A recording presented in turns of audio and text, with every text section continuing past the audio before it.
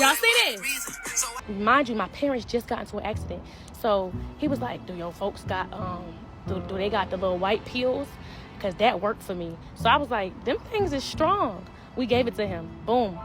Why the next day he was like, do your mama got another one of those little white pills? Because my tooth still hurts. That's hustler talk. Oh yeah, I just need to make it quick. I just need to get a quick lick. Just need to quick it. Nigga, please. But he got defensive when I was like, yo, I don't know what's on your card. And he was like, oh, you trying to call me, bro? So that right there was like, why you get so defensive? So I'm seeing these Chase, like the Chase mail come in. I'm like, what does this damn Chase mail say? Let me read it. I'm like, does this mean your card declined for $6.70? It's no way. No way. He texts my phone at 9:34 p.m. and says, my lawyer reached out to you through email. Do you even have an attorney so he can speak with them and not you? Something ain't motherfucking right. Because what lawyer used AKA? 9:28 p.m., 9:34 p.m. It's no way you sat there and typed up that fake ass email, made that fake ass account. You telling me he falsifying lawyers now? What? And while all this is going on, I'm having pregnancy symptoms, guys. Welcome back to another episode of Clocked Out Conversations. I'm your host, Fahim, and today we got some more TikTok content. Who the F did I move in with? Part 1. Lord have mercy. I'm not here to waste your time. Like, comment, and subscribe if you want to see more, and let's get into it. Alright, so I really didn't want to do this, but I feel like it's time. So part 1 of who the fuck did I move in with. When I tell this story, I'm coming with receipts. I'm coming with nothing but the truth. And I'm also coming with some hurt and some pain. Not because the dude hurt me, but because I look myself in the mirror and I'm just like, how did I miss all of these signs when they were right in front of me? So no, I'm not trying to be like Risa Tisa or nothing, but Risa Tisa, I think old boy got a brother. But let's get into the story. I was going to call this story Surviving a Liar and a Manipulator, but who the fuck did I move in with got a better ring to it. So I'm just going to go ahead and pull up the first receipt and get into this damn story. On May 12th, Mother's Day, I got a DM from a local Florida rapper, right? And all he said was my name. So I'm like, this could be this man trying to talk to me. This could be business. I didn't know really what it was for, but I was not in the whole like mood to be trying to talk to a dude because I had just got out of a relationship. So he says my name. I say his name back. He said, I got a question. I said, okay, what's up? Just ask me. He was like, first one, why you don't follow me back on here? I said, I just followed you back. He said, okay, second one, you got a man? Matter of fact, you married? Boom. That is how we started talking. Okay? That is how we started talking. So, fast forward after we started DMing, that same night he had reached out to me. I'm not gonna cap. I went on his page and initially I was not attracted to this man at all. Like, he was nowhere near my type. But it was like, okay, he living the fast life. Like, he seemed fun. He seemed cool. He was a little flashy. So She just said she wasn't ready for a relationship. Just said she wasn't ready for anything. But as soon as she saw that he had a high level of social status and money, all that shit went straight out the window. Let's keep going. I'm not gonna lie, like, I'm like, okay, me and him actually could have a little bit of fun. But I ended up FaceTiming him to see if he was gonna be the type of dude to flash money in my face, if he was gonna be the one like, oh, like, look at my teeth, all that. I wanted to see his vibe. So I FaceTimed him, and y'all, when we get on FaceTime, he in this big house or whatever, and he eating some freaking Popeyes. So it seems so normal, like, okay, he not even on that flashing money in my face thing, right? So everything I tell y'all that he tells me is a reason why I'm telling y'all what he's telling me. So you have to keep up. So when we on FaceTime, right? I'm like, oh, that's a nice house. He was like, yeah, I stay by myself. Like, I always been living by myself. I've been living by myself and on my own since I was 18. Cool, right? Then fast forward in the conversation, he brings this big ass pit bull dog in the camera, and he's telling the dog to sit, and the dog not listening to him. But he was like, that's cool. Like, he trying to be funny right now. He's screaming, sit. Like, he's telling this dog to sit, but the dog is not answering him. Like, the dog didn't know who he was. But he's like, this my dog or whatever. I done had this dog since the dog was born. And it was a nice build. Like, you could tell he spent some money on that dog. So he was like, yeah, this my dog or whatever. Remember that. So I'm not gonna lie, like, the vibes on the phone was actually cool. I'm like, oh, he cool people. Like, I like this dude. And then, like, my brother, he also raps, right? So my brother comes in the room while we on FaceTime, and he started telling him, like, he rapping stuff. So he like, shit, play your music. So they going song for song, and I just love that he's interacting with my brother or whatever, right? So the first thing he said was like, yeah, I'm signed to Sony. I'm signed to Sony or whatever. And he got his record label, and he's just popping his shit, right? But he's still being humble about it right now. After the phone conversation, I took it upon myself to say, you know what? I actually like talking to you. Let's talk some more. So as we're talking more and more and more, we start FaceTiming a little bit more, and I'm starting to hear like a dude in the background. I'm like, who is this dude in the back? But I didn't ask him that because that's none of my business. But he was just like, man, my homeboy, we stay in the same neighborhood. He always at my house. Like, he ain't got no friends, and he be bored sometimes, so he just stay here. So I just let him stay on my couch. Yeah, okay. Anyway, whatever. At this time, I was on the way to my sister's wedding, right? So I had a whole trip planned to go out the country, but my layover was in Florida, y'all. So this was literally like maybe like a week or two after we started FaceTiming, and he was like, yo, since your layover is in Florida, I'm gonna get you another plane ticket. Cancel your plane ticket back home and just stay here so I can get to know you. Like, give me like 48 hours to win over your heart or whatever. So I'm like, I don't know, like, you a stranger. I don't know how to feel about staying in Miami with you and I don't know you. So after I go do a little bit more research on him, I see that he has a child. So I confront him about it, like, dang, why you ain't tell me you had a child? And he was like, huh? I'm like, you got a baby, a new baby too. And I said, I ain't got time to be dealing with no baby mama drama. I never dealt with nobody who has a kid. I don't have no kid. I don't want to talk to nobody with a kid. That was something I was very heavy on. I don't want to talk to nobody with a child. But he was just like, you ain't got to deal with no baby mama drama. Like, none of that. I said, yes, I am. I already know how it go. He was like, what if I told you my baby mama was dead? So I was quiet because that took me for a loop. What am I supposed to say after that? So then he proceeds to talk and say, nah, I really don't even know my baby mama like that. Like, I promise you, you would never have to deal with none of that. You probably won't even hear from my baby mama because I don't know her myself. So I'm like, wait, hold on. How you don't know your baby mama? Like, now I'm a little curious. What you mean? You had a baby with somebody who you don't know? So he tells me this story, y'all. So he go ahead and tell me this quick little story about how he met his baby mama at a party. He was talking to them, and it was a group of friends who was intoxicated, and he was like, y'all better not drive because y'all might get into an accident. And then he was like, literally 10 minutes after they drove, they got into an accident. So he felt bad because he spoke it into existence. And so he went to go visit the girl in the hospital or whatever. He went to go check to see if she was okay. And then after that happened, they started texting a little bit, right? And then, you know, one thing led to another. They met up and they did the do. And they did the do for like about 2-3 times, and then out of nowhere she called him and like, I'm pregnant.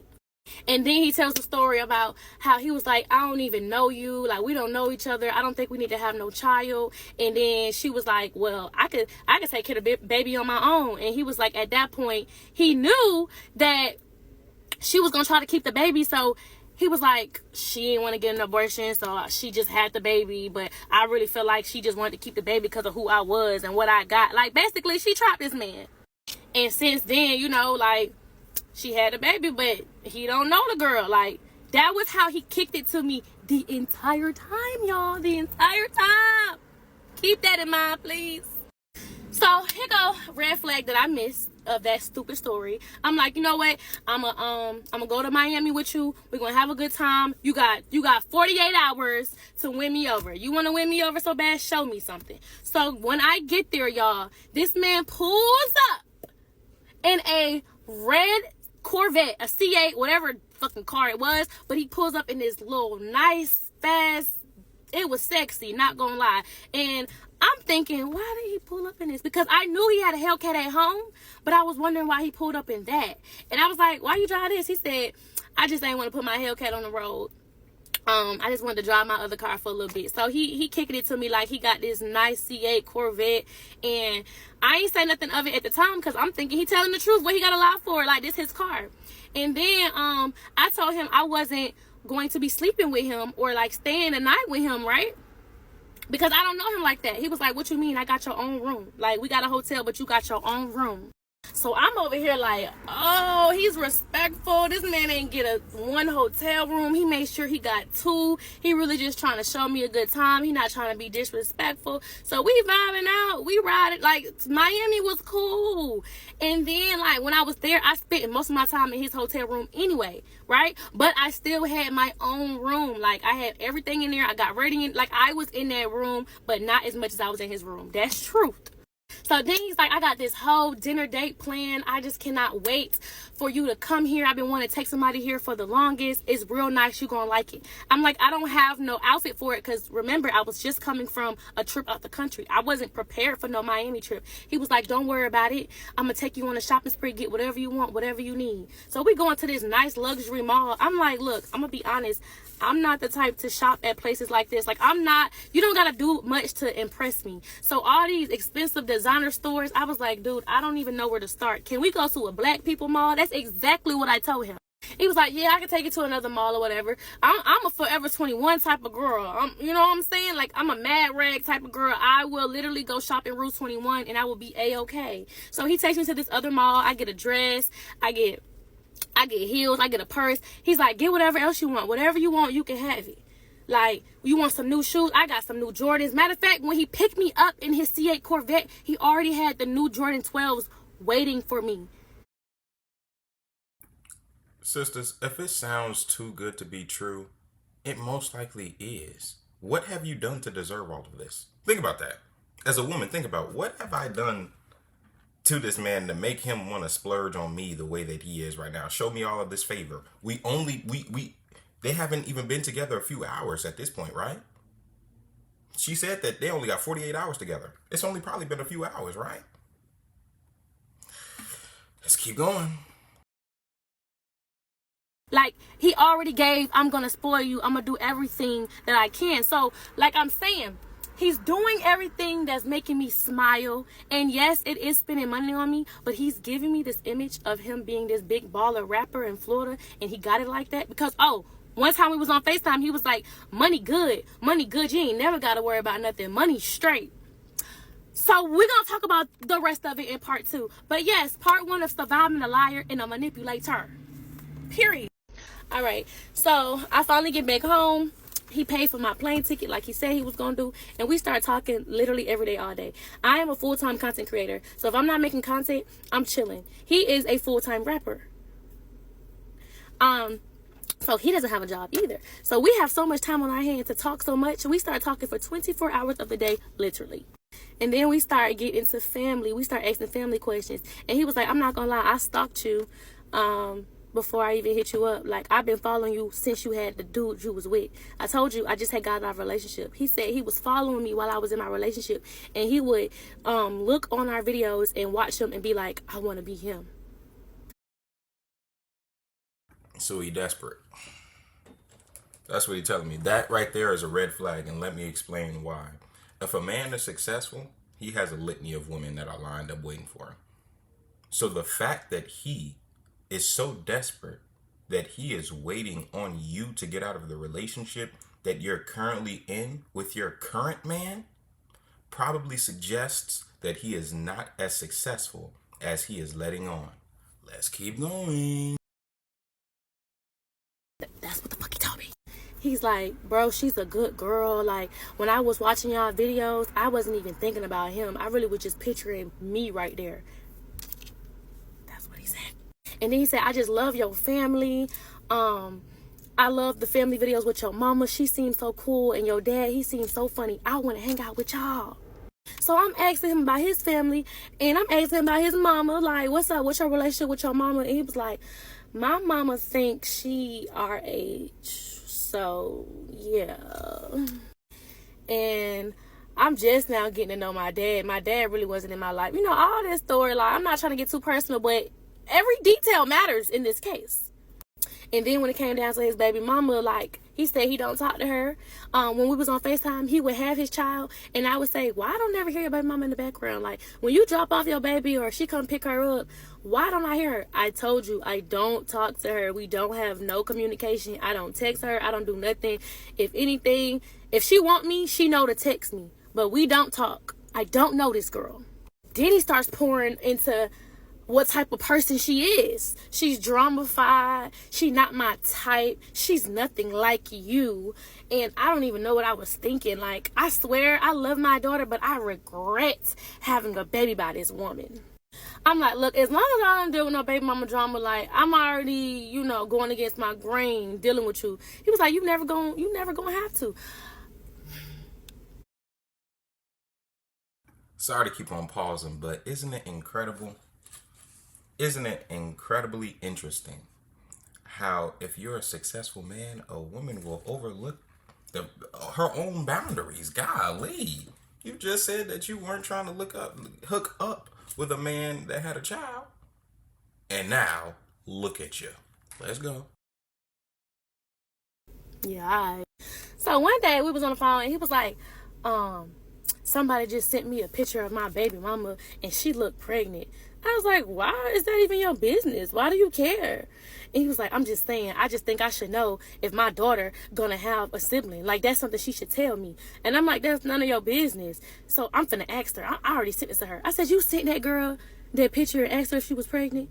He was like, yeah. So I told him he was wrong. He was like, all right, I'm just gonna apologize, right? Keep that in mind, y'all. Keep that whole conversation in mind. That's how he told me it went. Later on, I found out that's not exactly how that conversation went with her. So as we are talking and getting to know each other and blah, blah, blah, blah, blah, right? This man sends me a song literally like 2 days after our Miami trip. I forgot to put that in there. I'm going back because this is very important. He sends me a song, y'all. Oh, my God. And the first time I play it, it's called First 48. I'm thinking it's about killing and stuff. What? You got a song called First 48? Y'all, the song had me on it. Wait, y'all can't hear it. Hold on. All right, here we go. So I'm listening to this in my car, right? Work is on its way, boy. What's up, man? What's that? That's me. What you doing? I'm on the way to this graduation. So he makes a song about me, about our time in Florida, about how he really want to be serious with me, and he know that I don't really want to deal with him because he got a baby, and I don't really want to deal with him because he's not really my type of my speed, but he's just like, give me a chance. So he sends me over this song about me, and I'm not gonna cap, this shit was hard. And he disses my ex in the song. Like, he disses this man, talking about, your ex fumbled you, he should have played on offense. Like, he trying to come hard about me. Like, I'm gonna be better than your ex. Like, I wanna just take me now. Like, I will give you the world. Check this out. Hey, you stole my heart, but I don't even want it back though. And you so different, you ain't nothing like the last hoe. But I ain't even trying to talk about the past though. Girl, you the one, you give me something I can brag on. What you doing, where you going, where the hell you been? Can't get enough of you, I want you, come get in my skin. I want your heart, you got your guard up, just let me in. I match your fly, you match my fly, girl, you my fucking twin. You switch your hair up every day, so it feel like I'm cheating. You graduated from college, baby, I love to see it. I know you think I got the hoes, but I'm like, what's the reason? So I can't wait to prove you wrong and love you like I mean it. I'm trying to buy you what you want, like you don't cost shit. Your ex bummed you, he should've played on outfits. I got that bag, you got that bag, baby, we all lit. Alright, so it's called First 48. Look it up if you want to hear the whole thing. So in the song, he giving me my credit. You know, you switch your hair up every day. Your ex fumbled you. You graduated from college. You got that bag. I got that bag. He's talking about he want to spoil me. He want to buy me anything. Like, he's just trying to sell me this fairy tale ass dream. So the song did get me. It swept me off my feet. I was like, dang, a song about me. So he's like, I'm gonna make a music video for this song. How you feel about another woman playing your part? I said, no, baby. If the song is about me, I play my part. So that's exactly what I did. I went in he flew me all the way out to Orlando to play my part in this song. Y'all see this? I'm glad it stopped on this. Y'all see this car? I hope y'all can see this. Y'all see the car? This is the car that he said was his. He owned this car. He got his own Cvet and everything. So that was a lie. Let's just put that clear. I just can't wait to get to that part.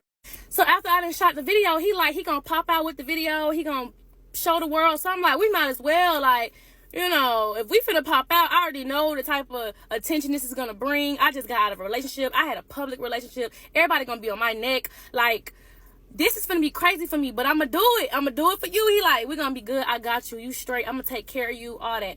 So then we just having a random conversation. Here we go with the house conversation. This is what I'm talking about when I say, listen, ladies, when you see red flags, don't ignore them. Don't do that. You're gonna be stuck in a sticky situation like I am in right now. Can't even move the fuck on because this nigga's still stalking me. Alright, so I'm like, for my birthday, I'm thinking about buying me a house. Like, come January 2025, I'm gonna buy me a house. And he was like, why you gotta wait so long? He was like, matter of fact, let me buy you a house. I said, huh? You gonna buy me a house? Like, me? Yeah, who am I to, like, say no to that? So I'm like, you really gonna buy me a house? He like, yeah, money good, I got you. Like, and so he said, why wait till January? Let's do it now. I said, you wanna give me the house now? And he was like, yeah, but I can't leave. It got to be in Florida. So I was thinking about going to Florida to get a house. I'm just too excited about a house that I don't got to buy. I'm like, yeah, like, let's move to Florida. He kept saying, I don't want to be in Georgia, whatever. So we looking at houses. Every house in Florida, when I tell you the prices was high, but the house was low, baby, I'm getting a box for the amount of a mansion. I don't want to stay in Florida. So I start showing him houses in Georgia, and he like, dang, the prices out here is really good. For what you get. Like, I actually want to move to Georgia. So I'm like, okay, cool. So we moving to Georgia. He like, yeah. And I'm like, I never moved in with a dude. I don't know how to feel. I don't know if I want to buy a house with a man. So instead of buying it, because we were going to go buy a house, he was like, well, we can rent a house. So I was like, that sounds better because it's something temporary. It's just a year. Like, I guess we could do it. And I'm feeling you so bad or whatever. So let's move all the way to, I come to Georgia looking for houses because we didn't want to live in Florida no more. And while I hear, unfortunately, my parents get into a bike accident, and I'm on the phone with him when it happens because I get an alert on my phone that my parents got into an accident from Life 360. Download Life 360, y'all. It's gonna tell y'all everything. But I end up pulling up to the scene. I see the whole crash. My heart is pounding. I'm having an anxiety attack. My parents is on the ground laid out. So I'm on the phone with him. He's hearing it. So he's like, I'm gonna be there tomorrow. I'm gonna come drive there. Like, I'm gonna be there for you. And I know this not how I wanted to meet your parents, but I'm gonna come there because I know it's really bad and da da da da da. So he ends up coming to Georgia to see my parents. Now my mom, she real cool people. She knew what was going on. She knew the vibes. My dad was not going for it, y'all.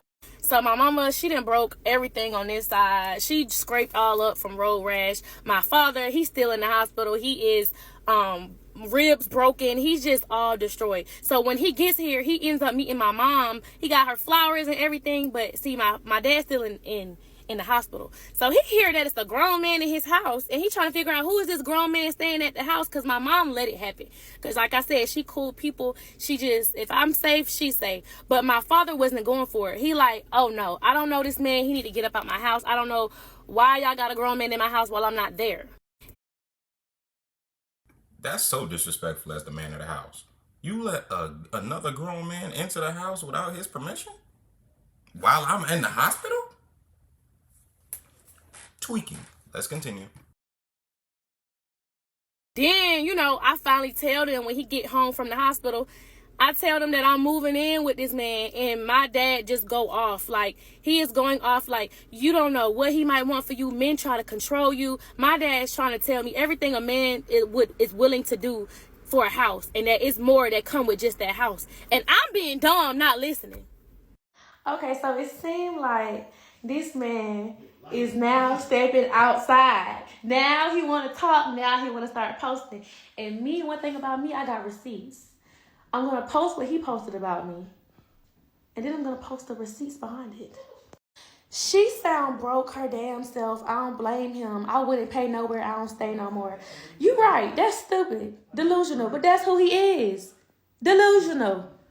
You trying to clock somebody's tea, but you making sense. Why would you pay somewhere you don't stay? He kept saying he will pay it. And then, D, bitch out her damn mind. G, 20,000 is crazy. So this not you texting me? October 14th? You up? So with the rent, if you still wanted me to pay it for the rest of the year, that's $20K, right? Okay. Well, I can't just Apple Pay that. So soon as this wire clear in my bank, I'm going to write you a nice check, and that's my apology to you. You said you were going to give me $20K. I keep you updated on everything. That's the deal. If the deal gonna go through smooth, I'm super excited and all that. So now you want to flex to act like 20G is crazy. You came up with this bright idea. So you and that girl who calling somebody broke. You out of all people know I ain't broke. You know how much you know I ain't broke. And I ain't even get to the part where your insufficient charges was coming through the mail. I ain't post them receipts yet. So talk about being broke. The receipts is coming. The bank statements will be dropping. Don't play with me. Surviving a liar and a manipulator, part 3. Or, aka who the fuck did I move in with? So while he was here visiting me in Georgia because my parents had got into an accident, we decided to go look at some houses while we were here. We eventually rolled up onto a house inside the same neighborhood as my parents. And we was like, oh my God, I want it. Like, I walked in here and I said, this is the house I want, right? So he like, all right, bet, apply or whatever. Apply for it. He kind of told me exactly how to do it. We renting a house now. We're not buying a house. So he told me every step I need to do. But then he told me that he had a realtor that can make fake pay stubs. So he like, you don't even got to worry about being approved or nothing because I got a lady who can make fake pay stubs and make it look like you got this and that. And then you'll get approved. Like, I've done it before. You'll get approved. Bro, these are all red flags. These are all significant red flags. This goes for people in general, men, women, everybody. Whenever you hear somebody always trying to beat around the bush, always trying to cut corners, well, I know a guy that could do this and do that, and we could do that. We could expedite this process. Don't even think about it. That nigga is trying to get one over on you. He is grifting. She is grifting. That's hustler talk. Oh yeah, I just need to make it quick. I just need to get a quick lick. Just need a quick lick. Nigga, please. Let's continue. So when a lady ends up looking at my information, she was like, oh, you don't need to fake pay stubs. You make enough. You make enough money. And as long as you have your W-9s and whatever tax forms or whatever, like, you'll be approved. So, like, I guess 48 hours passed and I got approved for the house. And we like, all right, bet, we staying in Georgia. This is where it all gets weird. So once we got that figured out, y'all, when he came to my house, he was having a very bad toothache. This is very important part of this story. He was having a very bad toothache and he was asking for pain pills. And I was like, Tylenol for a toothache. But he was like, I got an abscess. It's hurting really bad. He needs something stronger. So I'm like, I got some hydrocodone. I don't know, that type of pill. And he was like, nah, that don't work for me. And then, mind you, my parents just got into an accident. So he was like, do your folks got, do they got the little white pills? Because that worked for me. So I was like, them things is strong. We gave it to him. Boom.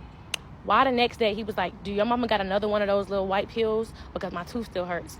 And he asked for since the whole time he was at my house, he probably didn't have like 5 of them. And I thought that was really weird because I'm like, why do you need those little white pills so bad for a toothache? All right.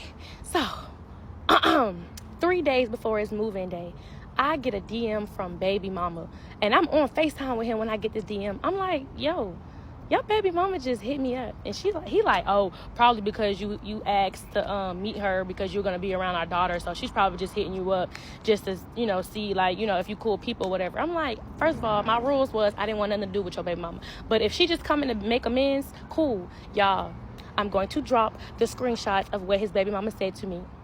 All right. So she over here, she says, hey, love, when are you free to talk? So this is the screenshot. That's my receipt. You can pause it if you want. I just don't want nobody thinking I'm lying.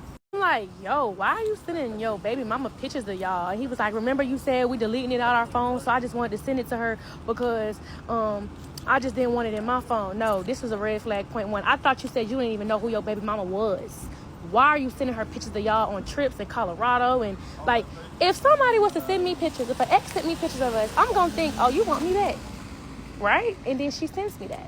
So me, I want to know more. So I'm like, shit, call me. So she calls me. When I tell you, his baby mama told me everything I needed to know. She said, oh, he asked me to get a house in my name. I got good credit and he'll pay the rent up, but he couldn't get it in his name. And then she told me he had a house, but he got kicked out of the house because he was using a fake person name. Then she was saying that he was a yerk head. Yerks are the little white pills that I was telling y'all about. So yeah, he was like, she said he had a yerk problem and he's a liar. He don't do nothing for, and I'm thinking she a bitter baby mama, like, but no, she was telling the truth the whole time. So I called him like, yo, what the I told you I didn't want to deal with no BM drama. And he like, she's lying on my grandmother's grave. He loved to lie on his grandma, child. So he was just like, she's just doing that because she jealous that you got stuff going on and she just a drama-fied person. Like, I don't even know that girl, and she always did this. Like, she always gossiping. That's all she wanted to do. You sat there on that phone and let her gossip to you for 2 hours about me. She was telling me tea, baby, tea. But anyway, I had already signed the lease, and I had brought the lease to my mama or whatever, and she was like, why his name not on the lease?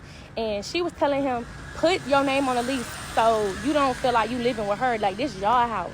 So I'm like, why you not putting your name on the lease? He was like, nah, because if you ever wanted to kick me out, I just want you to feel comfortable. Like, this is your house. Like, even if you kick me out and I do something crazy or you don't want me living there, I'm going to still make sure I pay up the lease or pay up the rent for a whole year because I'm a man of my word. So I'm going to let you know right now, women always use this word manipulator and stuff like that. They really just be lying. They just don't know how to catch red flags. This is a manipulator.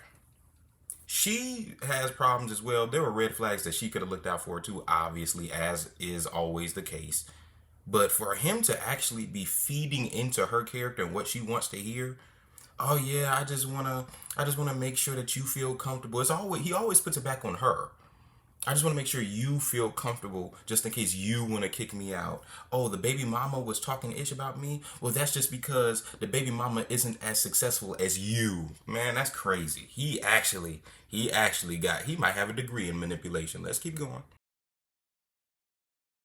Since he was going to pay the rent up for the year, I thought, like, shit, all right, cool. Like, if you cheat on me or if you lie to me, if you do some stuff and I don't want you living with me no more, you can leave because my name is on that lease.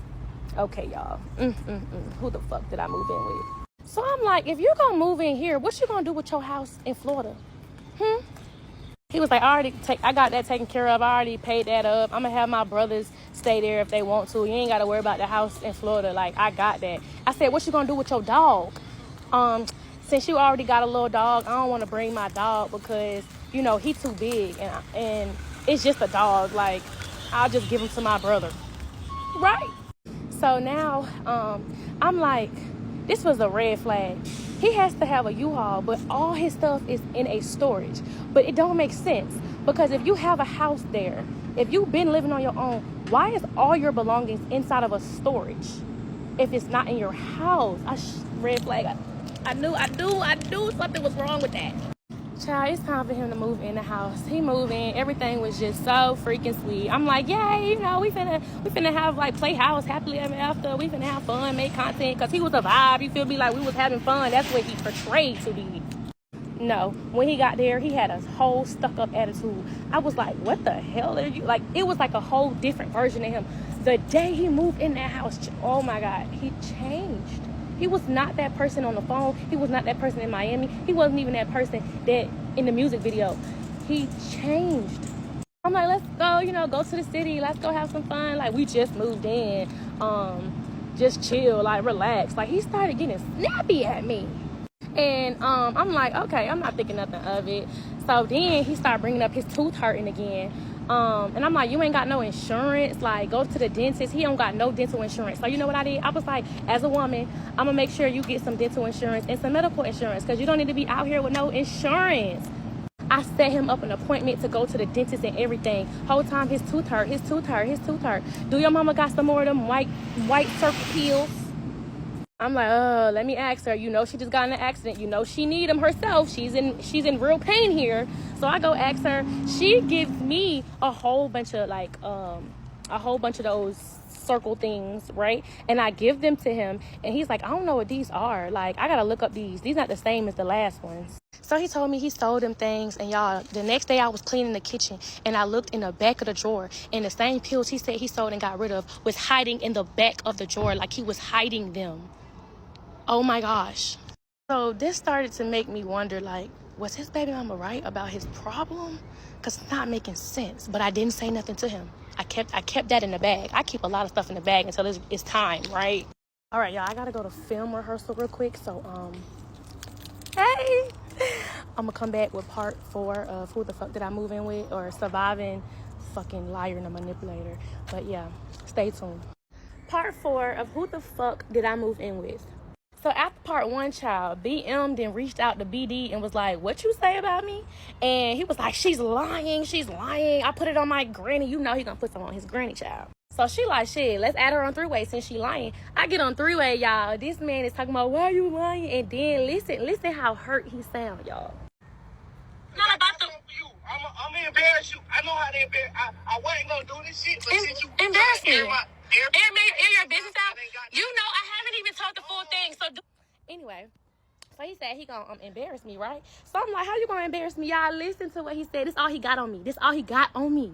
I got all them pictures of you. I got them pictures of you. Watch, I'm gonna post it. Ain't no more boundaries. You said my naked pictures? Naked. I'm sorry, what? No, so even baby mama like, why would you do something like that? Like, you're this angry that you're gonna go try to post explicit pictures of me. Anyways, let's get into the story, because I'm not even close to the end, baby. I just started. This man told me that his name was Sean. That's what he told me. When I first met him, he said his name was Sean. I'm like, huh? And I knew that wasn't his name because when I got on the phone with his baby mama, I referred to him as Sean. I'm not going to say the full name, but it was the Sean, right? And she like, who is that? I said, that's him. What you mean? She like, that is not that man's name. I said, yes, it is. What you, like, I've been calling this man that since I met him. My parents even calling him that. Y'all, he done told me a whole fake name talking about, that's what my daddy named me. My mama named me something else, so I got 2 names. Okay, red flag. So back to the little white circle problem. Once I found that the pills in the cabinet just ended up missing, right? I go to my mama's house and he texts me this. Just bring enough to make it until my dentist appointment so you don't have to keep going back, right? Because he keeps asking me to go back for them little white circle things. So when I go home, I tell him I got some of these. It's like M365. I don't know what they are, but that's what it say on the little white circle thing. These not the original ones that we was giving him. These different. But I said I didn't want to go to my mama and ask her for no more of those, right? I didn't want to keep asking her, can I get some more Oxy? And he just like, that's fine, that's perfect. Just bring me a whole new tooth. That's how much he was trying to make it seem like it hurt. But once we moved in together, like I said, I decided to get him some dental insurance and some health insurance because he didn't have none. And so get his tooth problem fixed because I'm tired of hearing about it, right? So once we get the tooth thing handled or whatever, now we just living a normal life. Not even gonna lie. We living a normal life. He don't want to go nowhere, but he want to stay in the house. He don't want to really spend no money. That's what I'm peeping. Which is fine. It's fine because it's not nothing. It's not even about no money, child. But it's little things that I started peeping once we moved in. On the 4th of July, we go to the store. We buy a whole bunch of fireworks, y'all. We like, let's light some fireworks or whatever. So before we start popping fireworks and our friends come over, he hungry. He want to go to Taco Bell. He love a Taco Bell and McDonald's. That's a McDonald's warrior right there.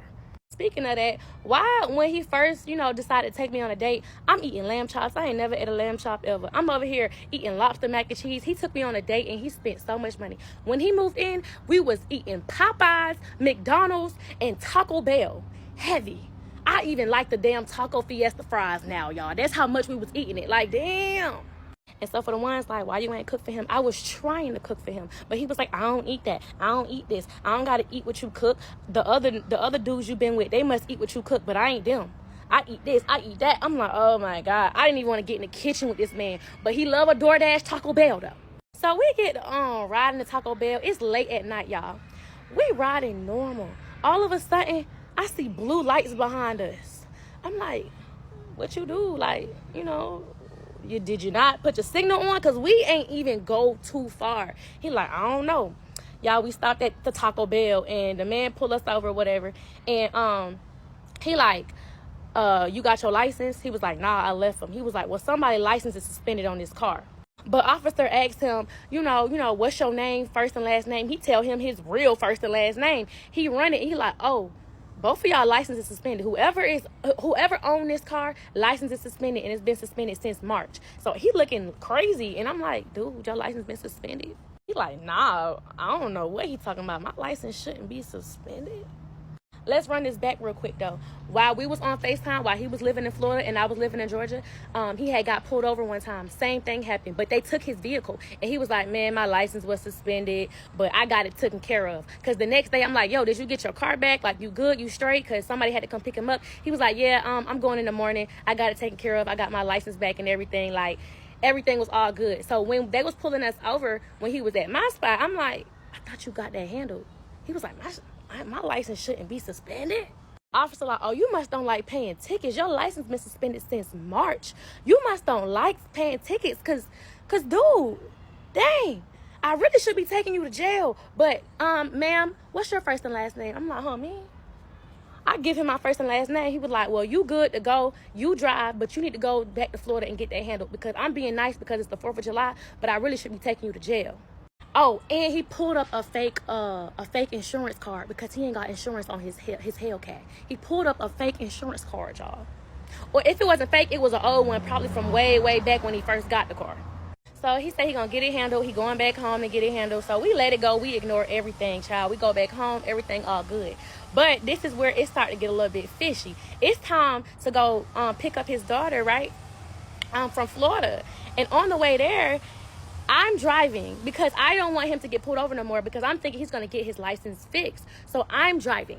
So while I'm driving my whip there, it's like he got an attitude over there in the passenger seat. And I'm like, what is wrong with you? Why you got an attitude? He's not telling me. He's just typing real hard. Type. Like I'm talking about he's a typing warrior right now.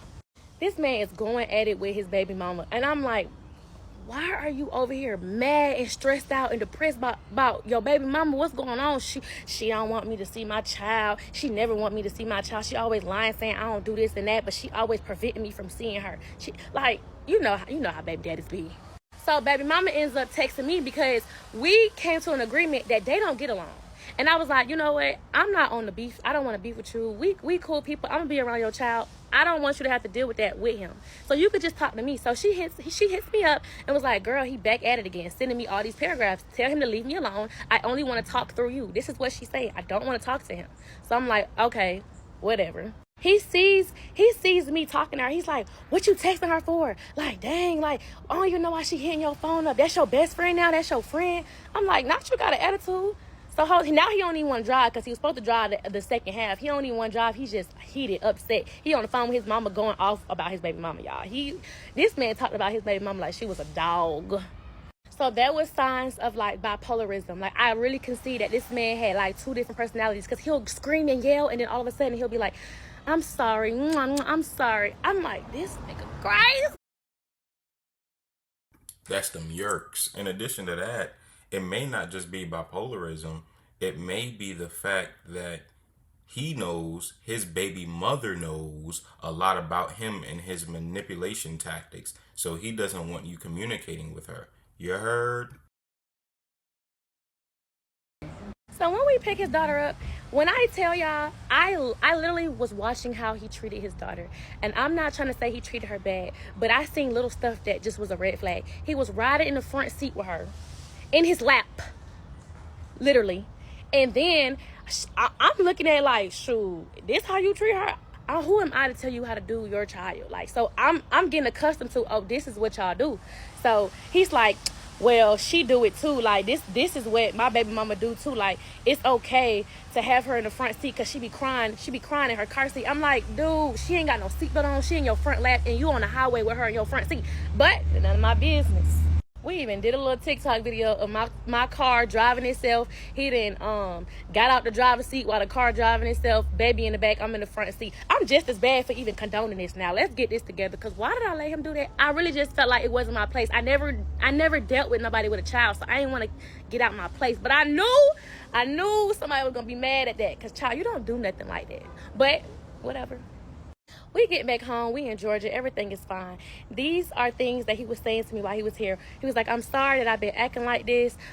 It's my grandma's anniversary. I've been a little bit down, all of that stuff. So I'm like, let's go to church. He's not want to go to church. He's like, I don't know them people. So I'm like, I got aggravated and like, yeah, whatever, y'all. But when I got home from church, right, I was like, why you ain't want to go to church? I had an attitude because it threw me off. Something didn't feel right because he was just so like, I don't want to go there. So I was like, yo, are you a man of God? Like, are you a Christian? Do you believe in God? He was like, oh, I got to go to church to believe in God. I said, no, I'm just asking. You don't got to get defensive with me. I just want to know. We never had this conversation. I thought you were, because of the tattoos on you. You got all these Christian-like tattoos. I believe in a God. I believe that there is a God. There is some God. There's a higher being. That's it. So I'm like, cool, whatever. That's none of my business. But that did make me feel some type of way because one day I told him, hey, make sure you pray before your food. And he was just like, oh, like, dang, you always want to make somebody feel bad. I was like, just pray. And he was like, I don't even want to eat no more. Like, dang, you have to say something. I just knew something was off about him. So you know what I did? I went through that phone. And when I went through that phone, I found everything out about that man. He been lying to me since he met me. Since he DM'd me, that man been lying about his whole identity, child. His whole identity, y'all. Oh! Part 5 of who the fuck did I move in with? Fellas, brothers that are watching this, just know that woman is always going to go through that phone. Always. Even if she says she's not, in the beginning of the relationship, she will eventually. Secondly, bruh, this is insane. This is just insane. Is he a demon? Why are you so upset about praying? Let's keep going. Once I found out he didn't have no insurance on his Hellcat, and once I found out that he showed that officer a fake insurance card, it just threw me off a little bit. But it made me start thinking, how did he pull up on me in a red, brand new 2023 Corvette if he ain't got no insurance on his Hellcat? And he needed a co-signer on the Hellcat. So how did you end up getting a C8? It's not making sense to me. And ain't nothing wrong with no co-signer, baby. This mine. My mama, thank you very much. She is my co-signer. Let's just get that together. But me being a woman, I don't want my man to go to jail. So I'm like, look, you drive my car, I'll drive your car. If I get pulled over in your car, when they run the tags, I got a license. I got insurance. I got all of that, right? So now he's driving my car and I'm driving his. But his wasn't starting sometimes. Like I had to put the gas pedal on 3 times. Damn near close my eyes, turn around 3 times for the shit to start. So I'm like, bro, I'm not gonna be driving your car and it won't start. Like, it's already loud as hell. And he's like, bro, it just need an oil change. So me, I'm like, let me make sure I take care of my man. You know what I'm saying? So I was like, let me schedule him an oil change. So I scheduled him an oil change at the dealership. And when I get to the dealership, they telling me it's more than an oil change. So I'm like, you know what? It's cool. Whatever it is, I don't care how much it costs. I got it. It's your birthday gift. Your birthday coming up. I will take care of your car. But when we went to the dealership and then they diagnosed his car, he said, oh, I already got a diagnosis. I already know what's wrong with the car. And he gave them a slip that he got from the previous dealership. So now I'm thinking, you told me it was just an oil change, but you knew your car been messed up for a long, long time. But hey, ain't nothing wrong with a messed up car. It's just the lies he was telling. I was just kept catching him like, why are you lying about little stuff? So whatever. They come up with how much everything gonna be. Just know it was over a rack. I ain't even gonna put too much numbers in here, but it was over a rack and I didn't care about swiping my card.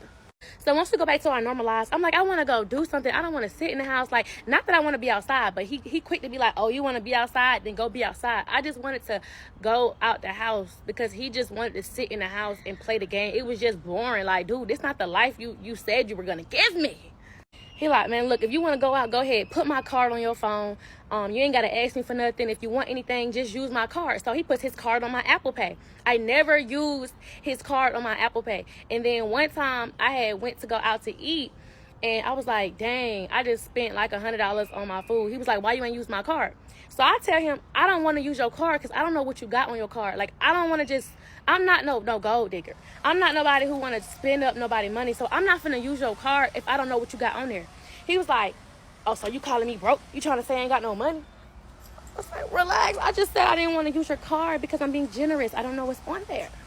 And I started seeing little signs that he didn't want to spend no money when I'm like, we need to go shopping for the house. Like, he brought his furniture from his storage, but it was other stuff that we needed for the house. And I'm like, can we go shopping? Because when he was in Florida, you know, when a girl's got a house, she get to go on furniture shopping, decorating shopping. But I started to try to go buy furniture, and he was mad. Why are you spending money without me? And I want to help you, but you want to be so independent and do everything on your own. My mom even got involved, and she was like, Kia just excited about the house. She just want to go shopping with her mom. Let her go shopping with her mom, and then, you know, when you get here, y'all could do the rest of the shopping. He's like, but dang, she just spending too much money. Seeming so concerned about how I'm spending my own money, right? That right there was a sign of control. That wasn't, oh, he's trying to spoil you. He's trying to make sure he help you. No, it was a sign of control. He didn't want me to spend my own money because he knew I had it. But when he moved in, this man ain't put no money into the house. Zero, nada, no money in the house. He did send me like, I don't remember how much he sent me. Like $200, because I was like, if you want to help so bad, just send me the money through Apple Pay. So he did send me that, no cap. But once we moved in, I'm like, are we gonna put something in there? He was like, we just moved in here. Why are you trying to spend so much money? I'm like, bro, like, I was trying to fill the house up with furniture, but you wouldn't let me. But now that I'm asking you for it, you're getting mad at me. Child, when I went through that phone, because trust me, stuff just wasn't adding up. It didn't seem right. Actually, this is why I really went through his phone. One night, he was helping me take out my hair, y'all. And, you know, we real close. And I seen him hurry up and delete a message real fast. And I didn't, you know, I ain't like tell him I seen it. I just waited till he went to the kitchen, picked up his phone, went to his recently deleted, and recorded it real fast. Like, you couldn't tell me nothing. You know how fast I recorded that recently deleted screenshot? Baby, he couldn't tell me nothing. Now, I would add the receipts of what he deleted, but I don't want to put baby mama personal business out. But he deleted a thread of his baby mama. So when I confronted him about it, he was just lying through his teeth. And since I seen he started deleting stuff, I'm like, oh, I can't wait to go through this man's phone. Y'all, don't go through no man's phone unless you really feel like something going on. Because I should have been went through his phone. I would have figured out everything he was lying about. So I'm going through his phone, and I see a thread with his, not his record label. Because remember he said he had a record deal? He been dropped from that record deal. And there's nothing wrong with that. But he made it seem like when he first met me, he was still with Sony. You're not with Sony no more. But then later on, he told me he was independent. So it was the lies he forgot he was telling me. But I was just, you know, keeping up. You know what I'm saying? I'm just putting it in the bag. He's literally finessing his record label, or a marketing promo label. I don't know what it is. It's not a record label, but he's finessing whoever is investing in him for promo and marketing. He's finessing them, literally scamming them. And I should have known that when he was trying to get my brother to help him. He was like, you can work with me. We could finesse it. I could just tell them you my producer, you my engineer, and we could finesse them for like $5,000. I should like I'm like, how would you finesse a record label? It just didn't make sense because I don't know nothing about the music industry. But in the messages, he was saying, dude, I gotta shoot like 5 videos. I need the 5K. Like, mind you, he ain't shoot not one video or made not one song or dropped anything since he made First 48. So when I'm reading this, he like, I done shot 5 videos. Either I was going to shoot 5 videos or I shot 5 videos. I need the money for it. I gotta pay the videographers. So they like, all right, bro. But it was around the time rent was due, y'all. So it's making sense. He didn't have it. He didn't have it like he said he had it. But he was finessing his record label to pay for the rent. Yes, he was. That is the truth. Because he loved to say, well, how was the rent getting paid? Because you was finessing them people saying that you was making videos, you had interviews, you had to get outfits for your everything. You was just saying you did all that, but you ain't do nothing but stay in that room and play the game. But they sent you that money, though. Then the next time run around for when rent is due, he told them people that I guess he had to go meet them in person because he never met them in person, but they need to pay for his plane ticket, they need to pay for his Uber, his hotel, but him and his girl going. So that way they paying for 2 people. We never went to LA like he said we was going to LA. You know how many times he said we was going to LA and we never went to LA, child?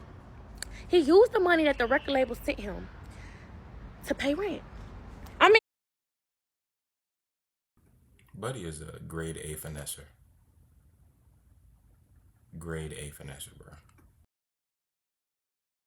look, that's one man that's gonna make it happen. If he gonna make it, he gonna fake it till he make it. I'm gonna be honest about that. But that's how I knew, wait a minute, he not having like he say he having. So I gotta do a little bit more digging. The light stopped hitting me. I had to move directions, baby. I need y'all to see me. But anyways, while I am going through that phone, I also see that he is asking his friend, his little dealer friend, for 10 of those white little circle things while he here in Atlanta. He's saying he's gonna go to his homeboy house in Atlanta, but instead he's going to go pick up those little white circle things. So the whole time he been living at my spot, he been popping them, and I never seen him do it, so I never even thought nothing of it until I finally approached him and I confronted him about it.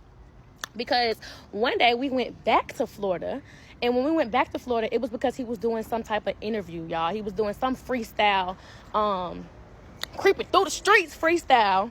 And on the way there, he also caught a little attitude with me because of some food. I didn't want food, and I made him order some food on the phone, but then I made him cancel it, so he got real heated with me. That's another sign I seen of anger. I'm like, why did you get so mad over that? So he was like, don't worry about it. I'm gonna give you your car. I'm gonna go ahead and go get my other car, my C8. I said, what other car you got? He was like, my C8. I'm like, okay, so he mad at me, about to leave me stranded in Florida and go pick up his C8 because, you know, Hellcat back in Georgia. We talked it out, and then later on, he goes and I'm talking about we go to this neighborhood, and it ain't the interview. And he's about to be late to the interview, right? But I'm like, where we going? He said he got to go pick up some keys real quick. He got to go pick up some money. Man, I'm looking through that phone. Come to find out, he went to go pick up some more of them little circle things. So not you went to go do a little deal in my car, and then you told me you was picking up some keys and some money. Not you went to go do a little deal, and when I guess confronted you about it. Ew, is it a filter on me? The fuck? So when I confronted him about his phone stuff, right, y'all, this man was going I'm talking about, he was like, what? Do I do drugs? Do I have a problem? This is the narcissistic manipulation stuff. Let me post the screenshots of what he said once I confronted him. Like, hey, something not right, something don't seem off. I just want to know, you know, because he know I went through that phone. I just want to know, do you have a problem? I want y'all to read by yourself. Pause and read, y'all. It's very important information. This is Manipulation 101. Part 6 of who the fuck did I move in with. We're going to have to backtrack from the story real quick because this man just made a diss track about me, and this shit is hard. One thing you can't take away from this man is that he is talented and he is a lyricist. I think that's the word, lyricist. Anyway, this man can write and he hard at what he do. Listen to this diss track. Child. I was gonna keep it quiet and not say shit, but bitch, you picked the right nigga to play with. Running to the net, telling lies on some lame shit. God, I wish I never got involved with this lame bitch. You speaking on the business, you speaking on my baby mama, and everybody laughing at me cause they love the drama. And I should've fucked your friend, but I ain't even wanna, cause that bitch act like a 2005. That was a bar. You supposed to be a woman of God, hear no evil, speak no evil, and you Christian or not. And you ask me why when really I ain't trust you, cause soon as you get mad, I already knew what you was gonna do. TikTok, Instagram, you trying to embarrass me. Bitch, I don't even want you at my funeral when they bury me. That shit is a bar. All them videos, you scared me. I've been through the worst, that pussy shit don't put no fear in me. Money is the rule of all evil, for real.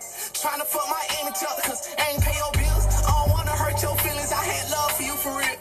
Now I'm wishing that I never even fuck with you, for real. And you saying that oh my god, bro, D, they need to sign you, and you need to go up, because when I tell you, you know how to rap, my boy, you are talented.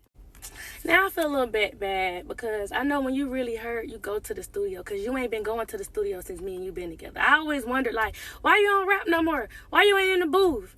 Like, I thought we was gonna have this, like, you know, rapper tour life, because that's what you said to me. But, like, all you do is play the game and eat McDonald's. But if this what it took for you to get back in that booth, baby, oh, I'm still gonna listen to your music, because you are one talented guy. Know that. Anyways, what about the song you made about me before that? Let's play that one. Let's play it. damn, Talk your shit, D. This is how I'm feeling. I'ma just give it. I'ma let it all out. Right? Let it all out, baby. And I've been feeling like I don't really like to express myself to nobody. That's a problem I got, I guess. I told you I love you when you left, like you ain't give a fuck about it. You know I miss loving you and touching on your body. Don't run to the internet, let's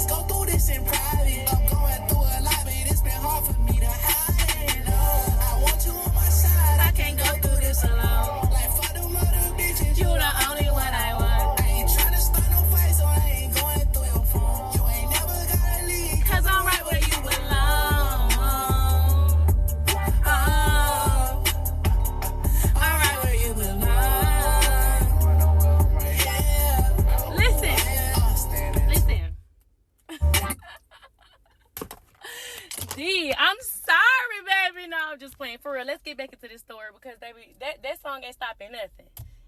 But the fact that shit was hard. So after I had confronted him about if he was a little white circle thing addict, you know what I'm saying? He really came at me like, bro, are you serious? You ain't never seen me do that. Why would you accuse me of that? Are you crazy? You just listening to my baby mama. Like, you just listening to what people say. I was like, no, you actually put it in your songs. I was watching your interviews and you actually said you did it in your interviews. But when I asked you about it, you was like, nah, it was only for music. You ain't never really did nothing like that, right? So after we spent literally like 45 minutes going back and forth about how he didn't take no type of little circle white things, he finally admitted to it because I was ready to leave him. You know, when you be like right there ready to leave somebody, they finally kind of tell the truth, but like half the truth just to make you feel good. Narcissistic manipulation shit. He was like, yes, I take them. Yes, when I had went to go pick up them keys and that money, I didn't really pick up no keys and no money. I had picked up some circle white things. And I said, where are they? Because I had confronted him literally like a week later. Because you had picked up 13 of them. And, or maybe 10, I don't know. He gave him $130. So maybe they was $13 a piece. I don't know. Either way it go, I know I paid that man $130. And then he was like, I took them all already. I was like, dang, already? He was like, yes, I take 2 a day. Okay, cool. I'm off the problem.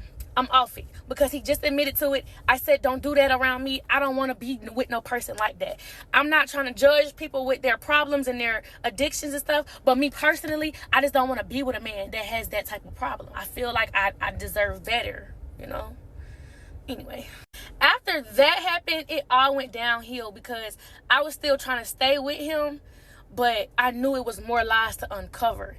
And I really didn't want to pay for the house by myself. I'm not gonna lie, I ain't gonna lie. And that bar and that song about I'm mad because you won't pay my bills. I'm mad you won't pay my bills because you said you was gonna pay my bills. That's what I'm mad. I'm not mad that you ain't doing it, baby. You know I got it. It's just I didn't sign up to do this on my own. So I feel like you should own up to what you said you was going to do. Like, be a man of your word and do what you said you was going to do. That's the only reason why I came on this app, because you start trying to control me. You was dangling money in my face to still stay around. It was like you knew I didn't want to be with you, but it was like, I'll pay your bills. I'll do this and that for you. I would never leave you stranded. I will always make sure bills is paid because that's what I said I was going to do. But then turn around and be like, who you sleeping with? Who you laying with? Who that dude you talking to? Why are you with another dude? Why is it so many men? All this stuff, like, is it going to be a man at my house if I'm going to be paying the bills? I ain't paying the bills for another man to stay there. That's cool and all, but I knew that was your manipulation of still trying to hold me. You know what I'm saying? But while we're at it, since I'm not continuing the story for real on this part 6, I want to address a couple of things. So I heard your brother was talking about me on Facebook. Is this the same brother you told me that stole from you? I just want to know before I clock him, because I know you got a whole bunch of them. I just want to know, is this the brother that you was talking about? Huh? I also heard your mama was on Facebook talking about me. I never met her a day in my life. You know why? What did you tell me? What did you tell me? Do you remember what you told me why you didn't want me to meet your mom? Huh? And Mom Dukes, if you even think to talk about me, not knowing who I am, I don't have no boundaries. I know everything about you too, baby. You know your son. You know your son gonna tell it. So don't come for me, baby, unless I send for you, because I'm going to clock you. Know that. And then you try to put in your song that I'm talking about your baby mama. Do you want me to post all the screenshots of you talking about your baby mama? You talked about your baby mama the whole relationship. You in love with that woman. At first, it was I didn't know who she was, but you know, true colors ended up showing throughout our relationship. You started off by saying you didn't even know nothing about her. It really was like a one-night stand type of thing, and then boom, baby happened. But then to come to find out, I'm over here finding pictures in my house of you and your baby mama, along with that Narcan spray. You know what I'm talking about. Let's clock it. I know you didn't know I was capable of coming to the internet and really putting it all out there. But at the same time, I don't feel bad. Because if you go low, I go to hell. And I know that's not the right thing to do. You want to talk about my Christianity. You want to talk about me being a godly woman. Let's talk about all the times you told me I was the reason you got closer to God. I was the reason that stuff started changing for the better for you. I'm the reason that life got good. You left everything in Florida because there was nothing for you. You didn't care about Mom Dukes. You didn't care about pops. You didn't care about your brothers. You didn't care about them drama-fied friends, them homeboys that ain't got nothing going for them. The ones who always, don't sit on this app and then go try to make a diss track about me when I have all the ammunition. Don't do that. Because I really be playing it cool. Think about what you do before you post it. Because last night you posted on your Snapchat. You tried to be funny because somebody called me broke. And you tried to repost it. You called me out my name too. Know that. Know I'm going to get you back for that. Know I'm going to add in an extra screenshot for that one. I only decided to come to the internet because I felt like I wasn't being heard. I felt like you was trying to control me, and then you walked away from me and left me with all the bills. I felt like, okay, bet. Since I'm going to have to pay all the bills, I might as well tell my story. Because what am I getting out of not telling my story? Nothing but a whole bunch of bills. But anyway, child, Mama Bear, please don't try to come to the rescue for your son. I know that's your little cub, your little ninja turtle. I understand that. But we rode past your house, I don't know, like 10 times on Quail Lane, your mama house, his grandma house, and he didn't even come speak to you. He didn't even want to see you. We came all the way from Atlanta to Florida, and he didn't even want to see you. So, like, you coming to rescue for your son, but I know everything. The BBL, I know about it. I know it ain't a secret, but didn't he buy you that? Didn't he buy you a house? Didn't he buy you that car? Relax, Mom. Part 7 of Who the Fuck Did I Move In With? And you saying that I fell off right, but I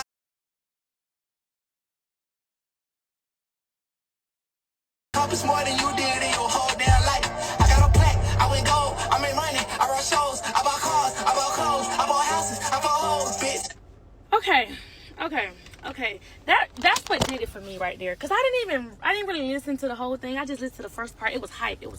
But then when you started saying all the stuff that you have and how you accomplished way more than me in your entire life, and it started making me think, wait a minute, hold on, what's going on here?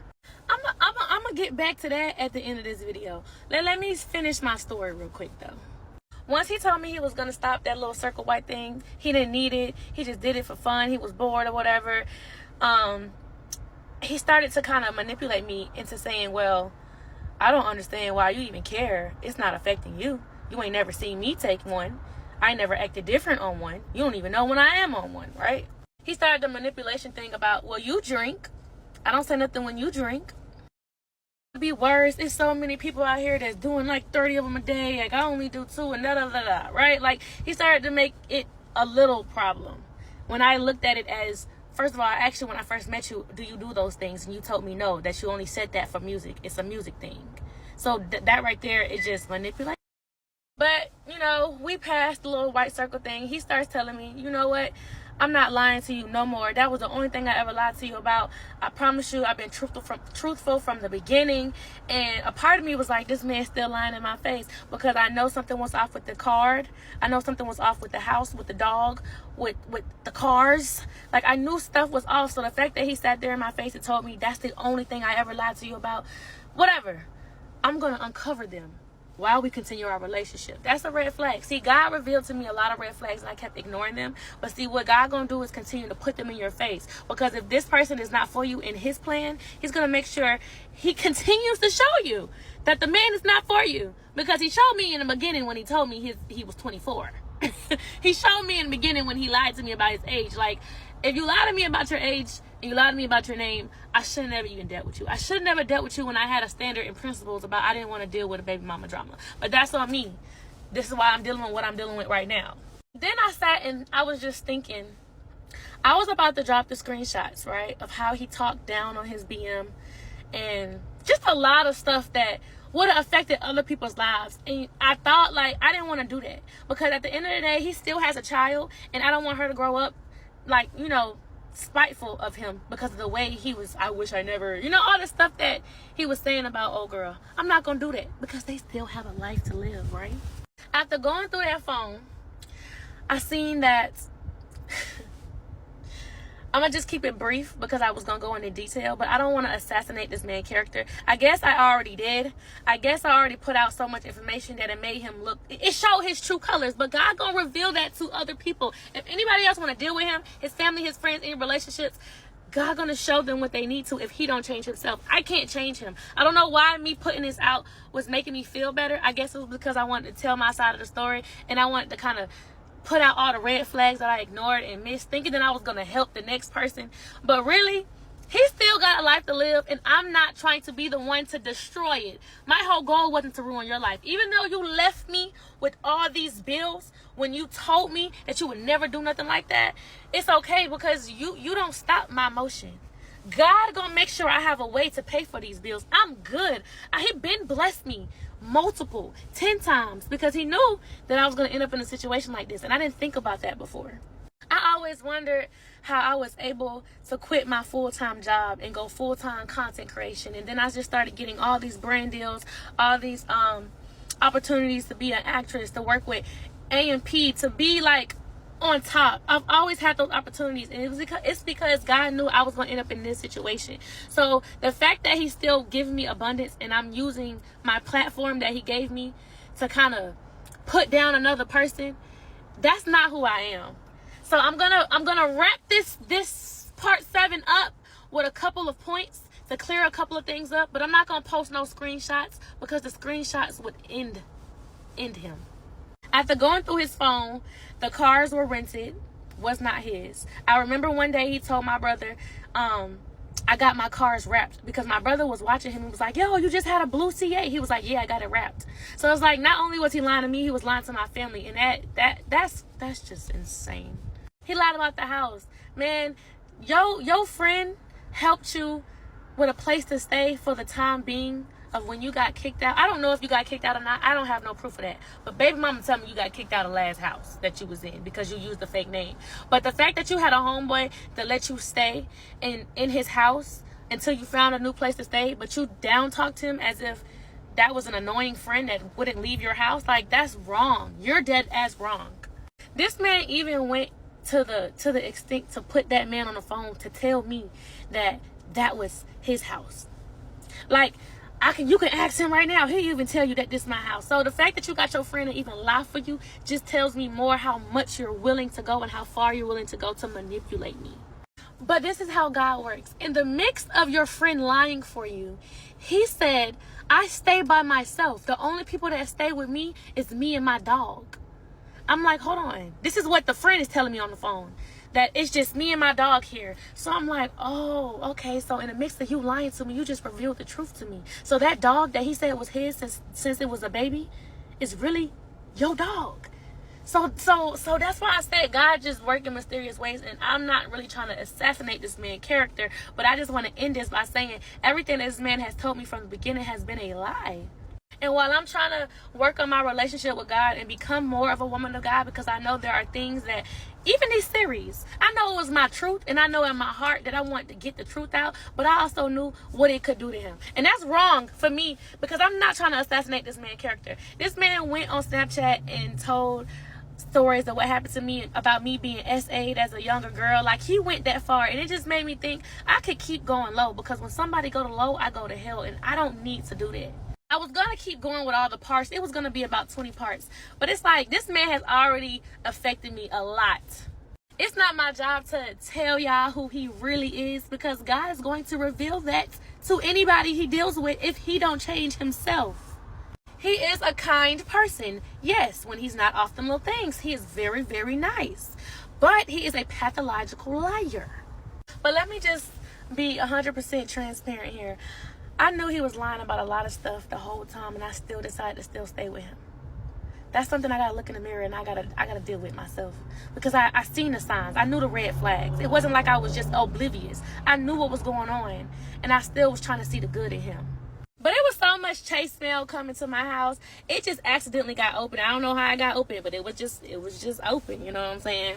And it had so many lists. It was so many insufficient transactions. It was just like, wow, like, this man is trying to pretend to be somebody he's not. And it was rubbing me the wrong way, because it's like, you don't have to lie to me about who you used to be. It's not who you are no more. Like, and I always supported him, like, with any and everything that he did. I was going to post the screenshots of all the insufficient transactions. I was going to post the bank statement. I was going to go solo, but I'm not. I'm just going to tell what I saw, and I'm going to end it at that. to the mama, I'm gonna apologize to you because you raised him, so I knew that you would go to Facebook and call me out my name. I don't know you, never met you, but I'm a bitch, right? So I apologize for even trying to come at you, because I don't know you. And for the brother, I don't know you either, but you went straight to Facebook talking about me. I didn't even mention you. But to me, it also made me think, oh, this is just what y'all do. This is y'all family. This is exactly what he said. Florida's so dramified. Quail Lane so dramified. It was just showing me exactly what he was saying. So I'm going to leave y'all out of it. But don't come for me if I don't send for you, child. But what the last straw for me was, because I know a lot of people keep asking me, what was the last straw?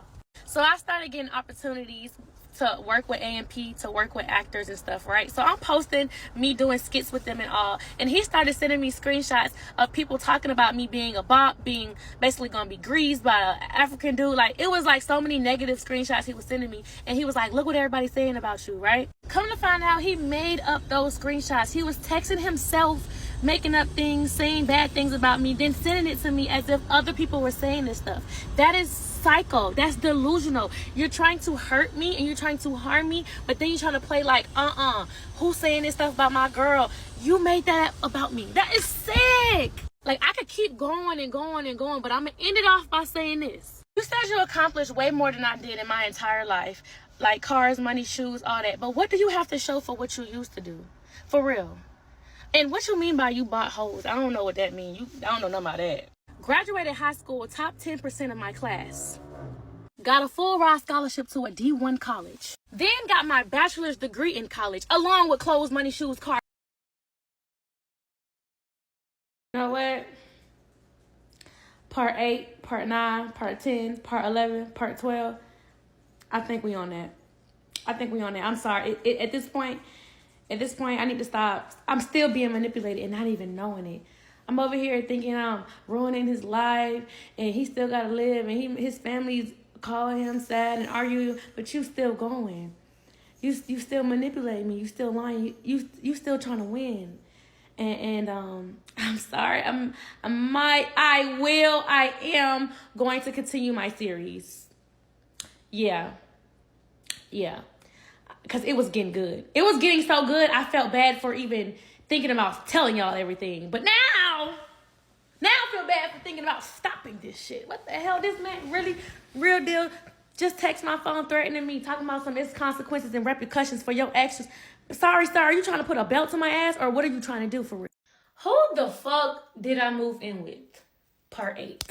So in the beginning, when I first met him, I was calling him the name that he told me his name was. So this is me calling me the name he said it was, and this is him answering.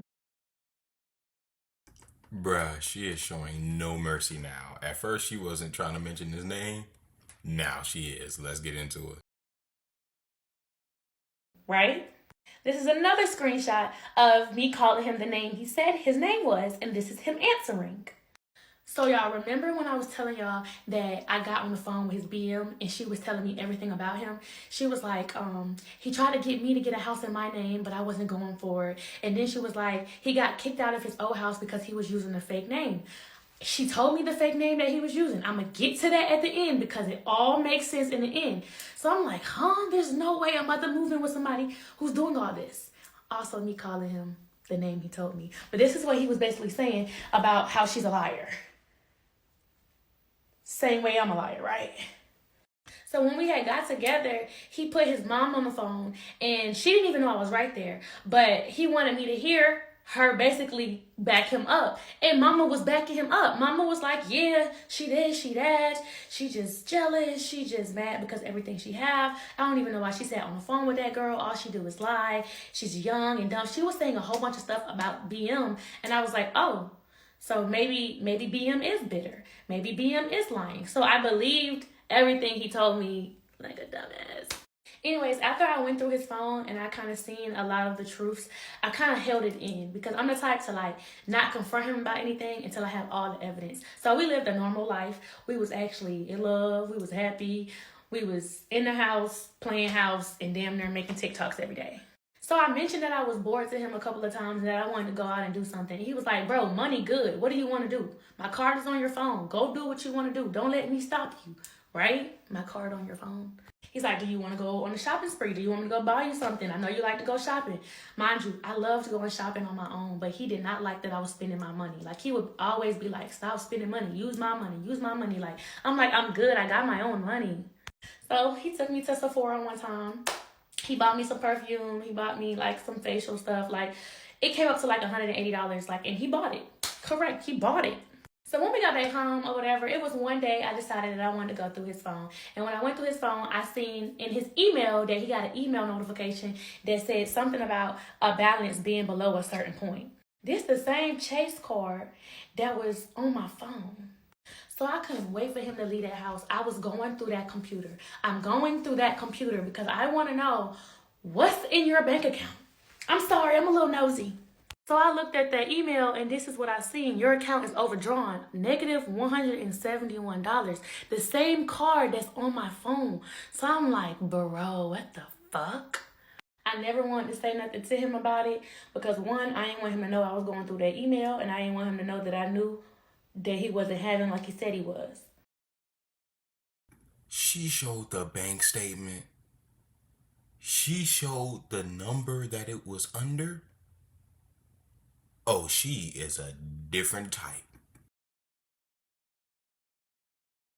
We're going to get back to the Chase stuff. Because since he want to record all that money on social media, know that I got another screenshot for that. Don't ever say I'm lying because I keep my receipts. So one day, I heard him on the phone with the bank. And he disputed the hotel from when he got it for me in Miami. Remember when we got 2 rooms, y'all? Remember when he was like, I got your own room.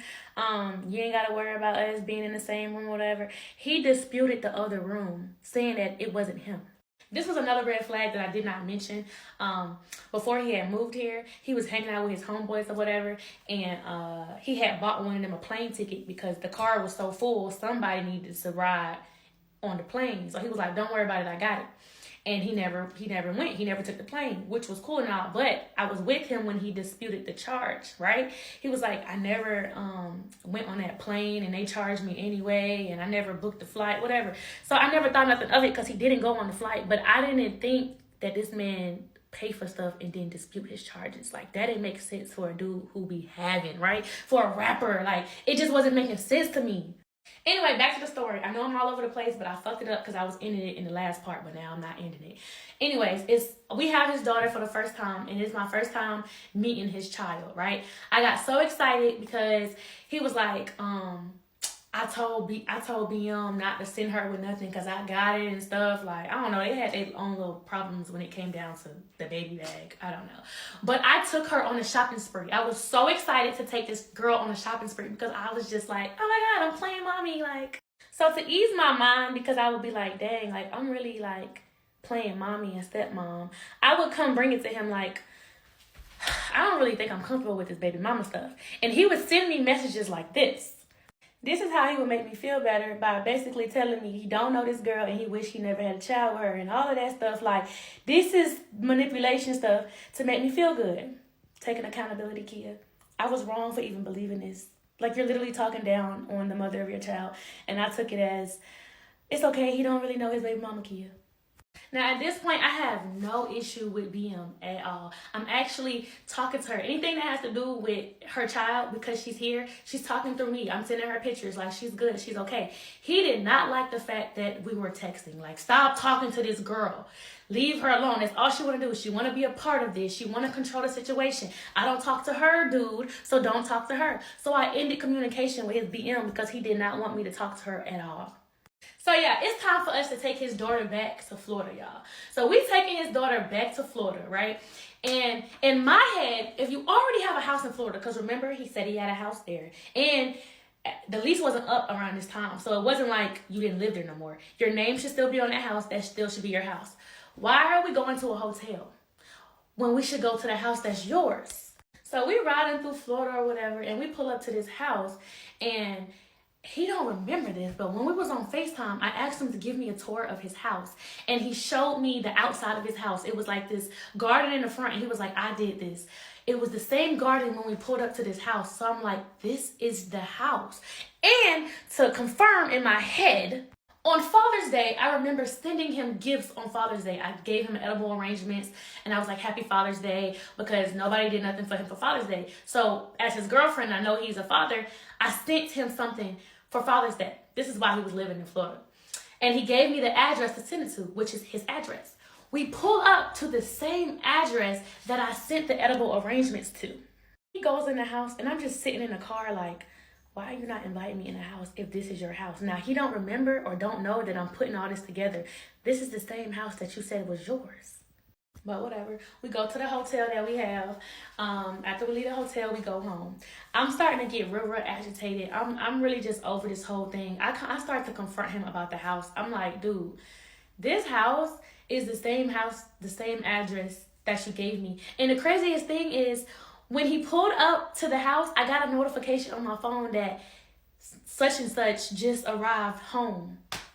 You know when you add somebody's address on your phone when he give it to you? Like, it was like, when we pulled up, I got a notification. This was his house. This sister got all of the receipts, bruh. And you could tell this really impacted her emotionally, because for those who are unfamiliar, emotional situations are that much more easy to remember. And she is remembering this situation detail by detail. Let's keep going. It got to the point where I kind of was like over our relationship. Like, I just didn't want to be around him once I seen that he was lying about a lot of stuff. Once I went through that phone, I was just like, something not right. And I was telling him, I don't feel the same about you. So he would go to Florida sometimes. Like, he wouldn't even be at the house. Like, he didn't feel comfortable being at the house. So he would go to Florida, and he'll go to that house, because I'll get a notification. And I confronted him about the house situation. And he was like, bruh, what are you talking about? I have my own house. I stay by myself. What you mean? I'm finna put him on the phone. So he puts the dude that he's staying with on the phone. And the dude actually says, yes, this is his house. He was like, we stay in the same neighborhood. He just be over here sometimes because my house is open to all my friends, you know? He was like, the only one who stay here is me and my dog, Onyx. Onyx is the same dog he said that he told sit, and he was like, sit, and he wasn't sitting. The dog name is Onyx. So the dude on the phone yapping about how, oh yeah, he got his own house and we just stay in the same neighborhood or whatever. He's telling me the whole time that the dog that's been at the house is his. But not knowing the whole time me and him been on FaceTime when he was living in Florida, that was the dog that was living at his house. I'm over here like, who the fuck did I marry part one? This is literally, I feel like I'm living a Risa Tisa story, but I'm literally living in it. Like, I'm in it right now. So then I mentioned, I was like, well, your BM told me that one day that you do stay with somebody else. And he was like, I only told her that so she don't put me on child support. And I don't want her to know where I stay, because she could put me on child support if she know I got the cars, if she know I got the house. So of course my baby mama gonna tell you that, because that's what I made her believe. And then the dude on the phone was like, bro, that girl dramified. Like, they was all in cahoots about telling me about BM. So I start believe. Well, I ain't gonna say I believed it at this point, because now I'm like, this shit is fishy. So while he's in Florida, it's chase mail coming to the house. And I'm starting to see multiple chase mail coming. And I don't know, like I said, it was just open on the counter one day. Like, it was just sitting there. And I decided to peek and look at what was coming in. Who the fuck did I move in with? Part 9. He told me to put his card on my Apple Pay because he didn't want me spending my own money. And it's like he wanted to put on his front that he was just this big baller. Me personally, I didn't want to spend his money because I didn't know what was on the card. Like, if I knew you was having, I already was seeing signs that you really wasn't having like that. So no, I didn't want to spend money. You did. But he got defensive when I was like, yo, I don't know what's on your card. And he was like, oh, you trying to call me broke? So that right there was like, why you get so defensive? So I'm seeing these the chase mail come in, and like he got them all open in the drawers on the counter. I'm like, what does this damn chase mail say? Let me read it. This was the very first thing I seen when I opened it. Look at the date. She is showing the statements. She does not like this man no more. Bruh, what? Oh my goodness. Amount, transaction description, car purchase, Jonesboro, Georgia. Oh my, paid insufficient. Oh my God. Okay, let me keep it going. I'm like, Does this mean your card declined for $6.70? It's no way. No way. This is how I knew his priorities was fucked up. Because why are you swiping your card when there's nothing on your card? You can't say, oh, I got another bank account. You don't know how many bank accounts I got. Why are you using the one when you're having paid insufficient funds on there? I said he was going to Florida. Even Florida transactions was still being made. Taco Bell, Shell's, Burger King, Popeyes. Look at the date. Jacksonville, McClenny, like I said, McDonald's Warrior, Wendy's Warrior. This man is not going to sit here and play like he's somebody when he's not who he say he is. She came with the receipts. All of them say paid insufficient. She's right. Who the hell did she move in with? Bruh. Yes, I'm over here reading this and I'm seeing this. I even felt bad, y'all.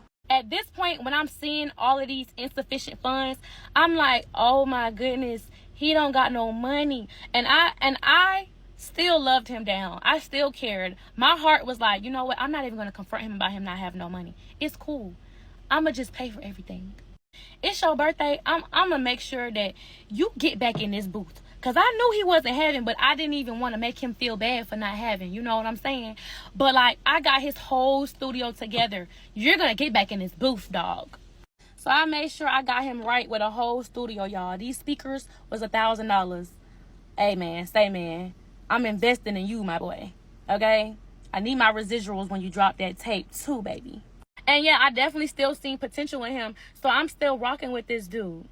Until I found out that he wasn't a Christian. Until I found out that he didn't believe in what I believed in. The energy was off. Like, when I was around him, the energy literally was off. I'd be like, ugh, like, something not right. And then when I confronted him about, like, hey, are you a Christian and all of that stuff, he'll just be like, bro, I ain't believing in none of that. Like, I believe in there's a heaven, there's a hell. Like, this is what he would be telling me and stuff. So I'm like, we're going to work on your relationship with Christ. I'm not trying to throw my religion on you, but that's all I know. So we're going to pray. We're going to get through this with God. That's what I kept trying to do, and I kept trying to stay because I didn't care about the money. I was here for him. So when I started seeing that he wasn't having like he said he was having, I'm like, you know what? Let me step up and let me be a woman and let me take over. I'm sorry to keep pausing, but she is actually a pretty good woman. She really actually is. She invested in him.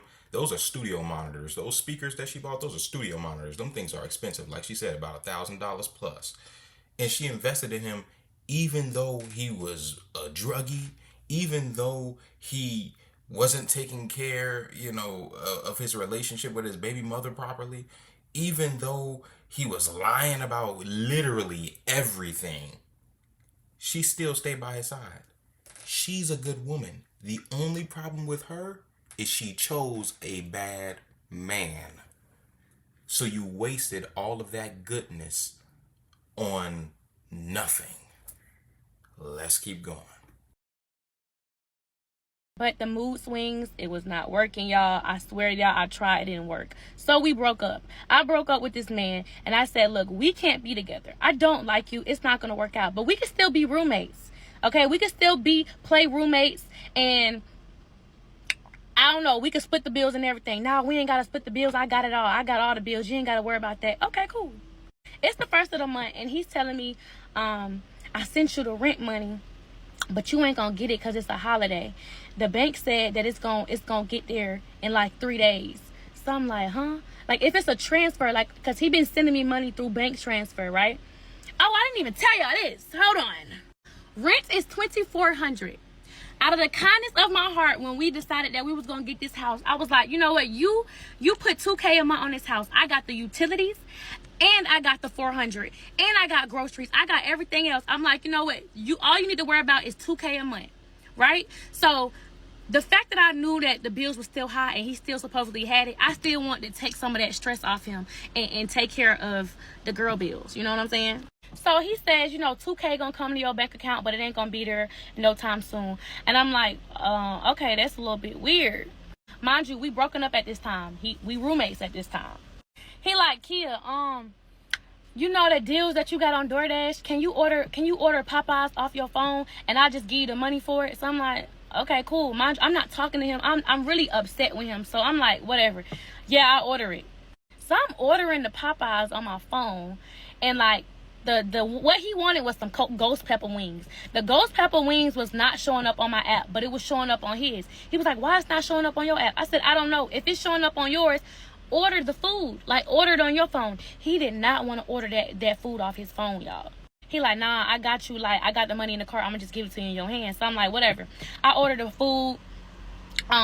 He went. It took him 10 minutes to order the food off my phone. He even went to the fact to calling him like, yo, y'all got ghost pepper wings? Because it ain't showing up on the app. Yeah, I got it. All right, bet. I'm about to put in this order on this phone. Make sure you got my ghost pepper wings. After it was done, he was like, how much was it? I was like, it was like $20. He's like, $20?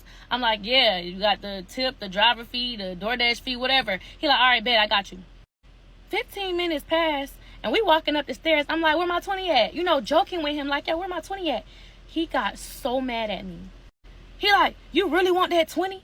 For real? I thought I was really testing you. I was going to see if you was going to be like, nah, I'm straight. I got it for you. I'm like, you offered to give me $20. What do you mean? He was like, nah, don't worry about it. I'll go. You know what? Don't worry about it. Remember that. Oh, matter of fact, since you want to be funny, since you want to be green, since you don't want to pay for this Popeyes, I got half the rent.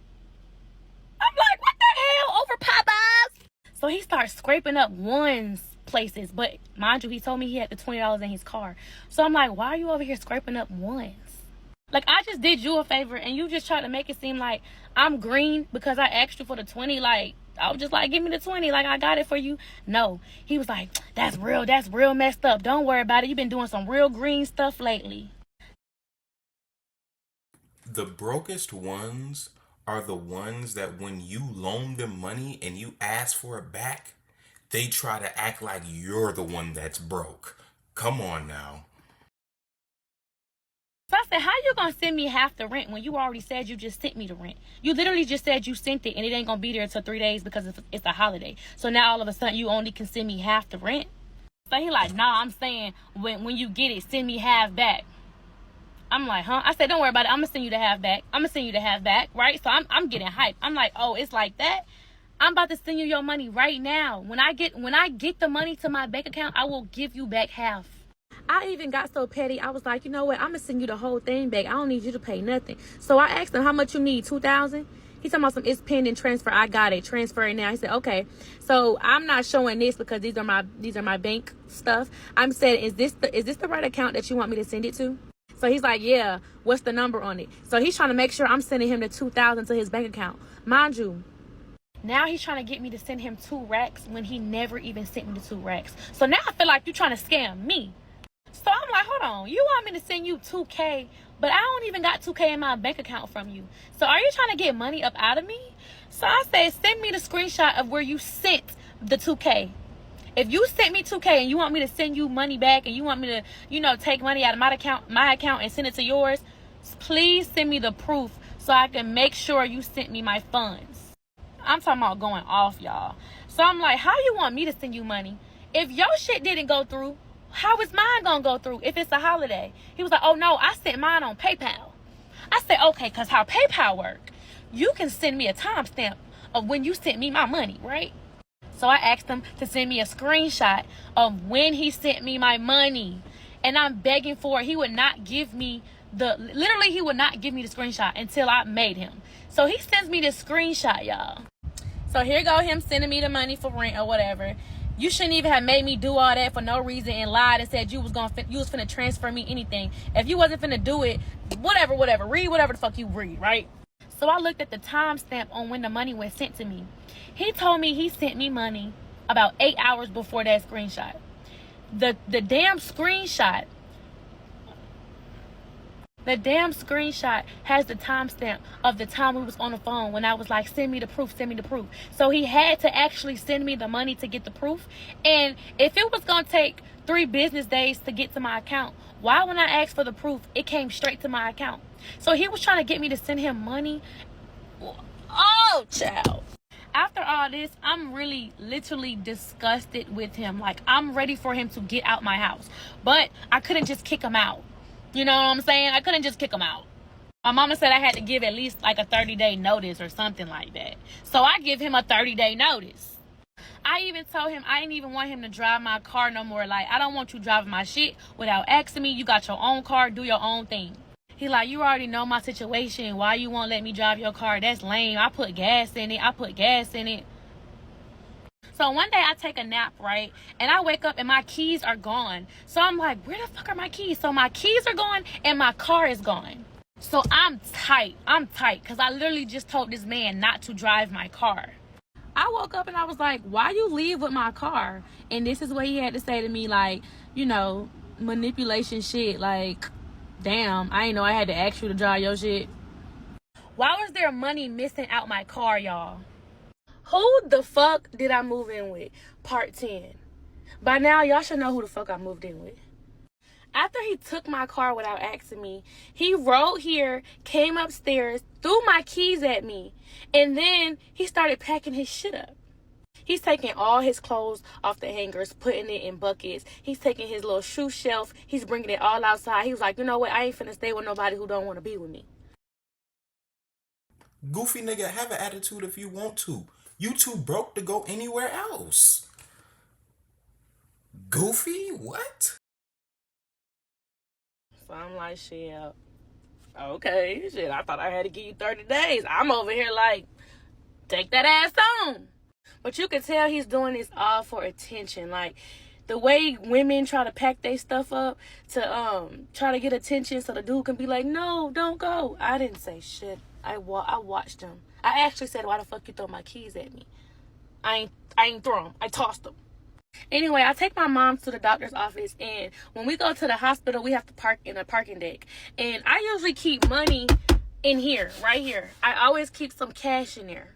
It's time to pay to get out. My mama like, I got it. I said, no, mama, I got it. Don't worry about it. I opened my damn glove compartment, and there's no money in there. And I know I had a couple of 20s in there. So I'm like, Mom, like, I thought I had money in there. I could have sworn. She's like, yeah, you did have money in there. Last time you took me to the hospital, you had money in there. I'm like, yeah, I didn't spend it. So I text him, and I'm like, did you see some money in my center console? He like, yeah, I took it to be petty. I got mad when you told me I couldn't drive your car and took my cash back. I know it was petty. I felt like you was being petty, though. I said, okay. I needed to know how much you took from me. So I said, how much was it? He said it was 60 or something. And I said, keep the money. I don't want it. I get back to the house. I'm like, you stole from me? Bro, you tripping. I ain't steal from you. That's money I had gave you before. I just took it back. I'm like, huh? Now, I do remember we went grocery shopping one day. And he was like, I'll pay for... Well, really, since we on the grocery shopping topic, let's talk about it. He was telling me, yo, you got credit cards you don't use. Why you just don't use your credit cards to go grocery shopping, and I'll just give you the money for it? And I'm like, I don't want to put $300 on my credit card. Like, if we going to go full out grocery shopping, I'll just, spend my own money. So he said, all right, whatever. It's time to pay. I told him I'm not paying with my credit card, and he was like, I'll just give you the money for it. So he stopped me in the parking lot, and he gave me some cash like 3 days later. I'm like, oh, no, you got to go. He never gave me my money back. Yes, I said, keep it. I don't want it. But who cares? If you stole from me or if you took money from me without asking, because that's what he would say, or took money back that you gave me, that was already mine. Like, it just didn't make sense to me. That's trying to manipulate me into thinking you never stole from me. You just took money back that you gave me that was already my money. It just didn't make fucking sense. So then I'm starting to think about the different situations we got into when it came down to cash. It was one time we went to the plug, and he asked me if I had cash on me. And I was like, I only got $100 bill. But you didn't need to spend the whole 100. I told him when he went to go get to give me my cash back. When he got back in the car, I'm like, where my change? And he was like, man, I'ma just Apple Pay you 100. I'm like, what? So I'm looking at the insufficient fund transactions, and I'm putting 2 and 2 together. He would Apple Pay me money, and he would want me to give him the cash for it. So I'm low-key working for this man, not even knowing it. $100 payment sent. Apple Pay insufficient. Now, if y'all don't know what pay insufficient means, that means he's swiping his card, he's sending money, he's making purchases when there's no money in the bank. So the bank has to take care of it. So it's becoming negative. So if you look at his bank account, that's why it says negative such and such, Then it made me think about the times he would ask me to go to my bank and pull money out, and he'll just Apple Pay me. So I'm literally over here working for this man. I'm thinking I'm helping him out, but he really finessing me. He's sending me money he don't have because it's going to come to my bank, and then I'm giving him the money in cash. So I'm literally sad as hell going around the house. Like, I'm feeling defeated. I'm feeling like I got myself into some shit. I moved really fast. Like, I'm sad, soaping and crying around the house. And instead of him being sympathetic, he's like, well, since you don't want to be around me, I'm just going to go back to Florida. So I'm like, all right. So he leaves and he goes to Florida, right?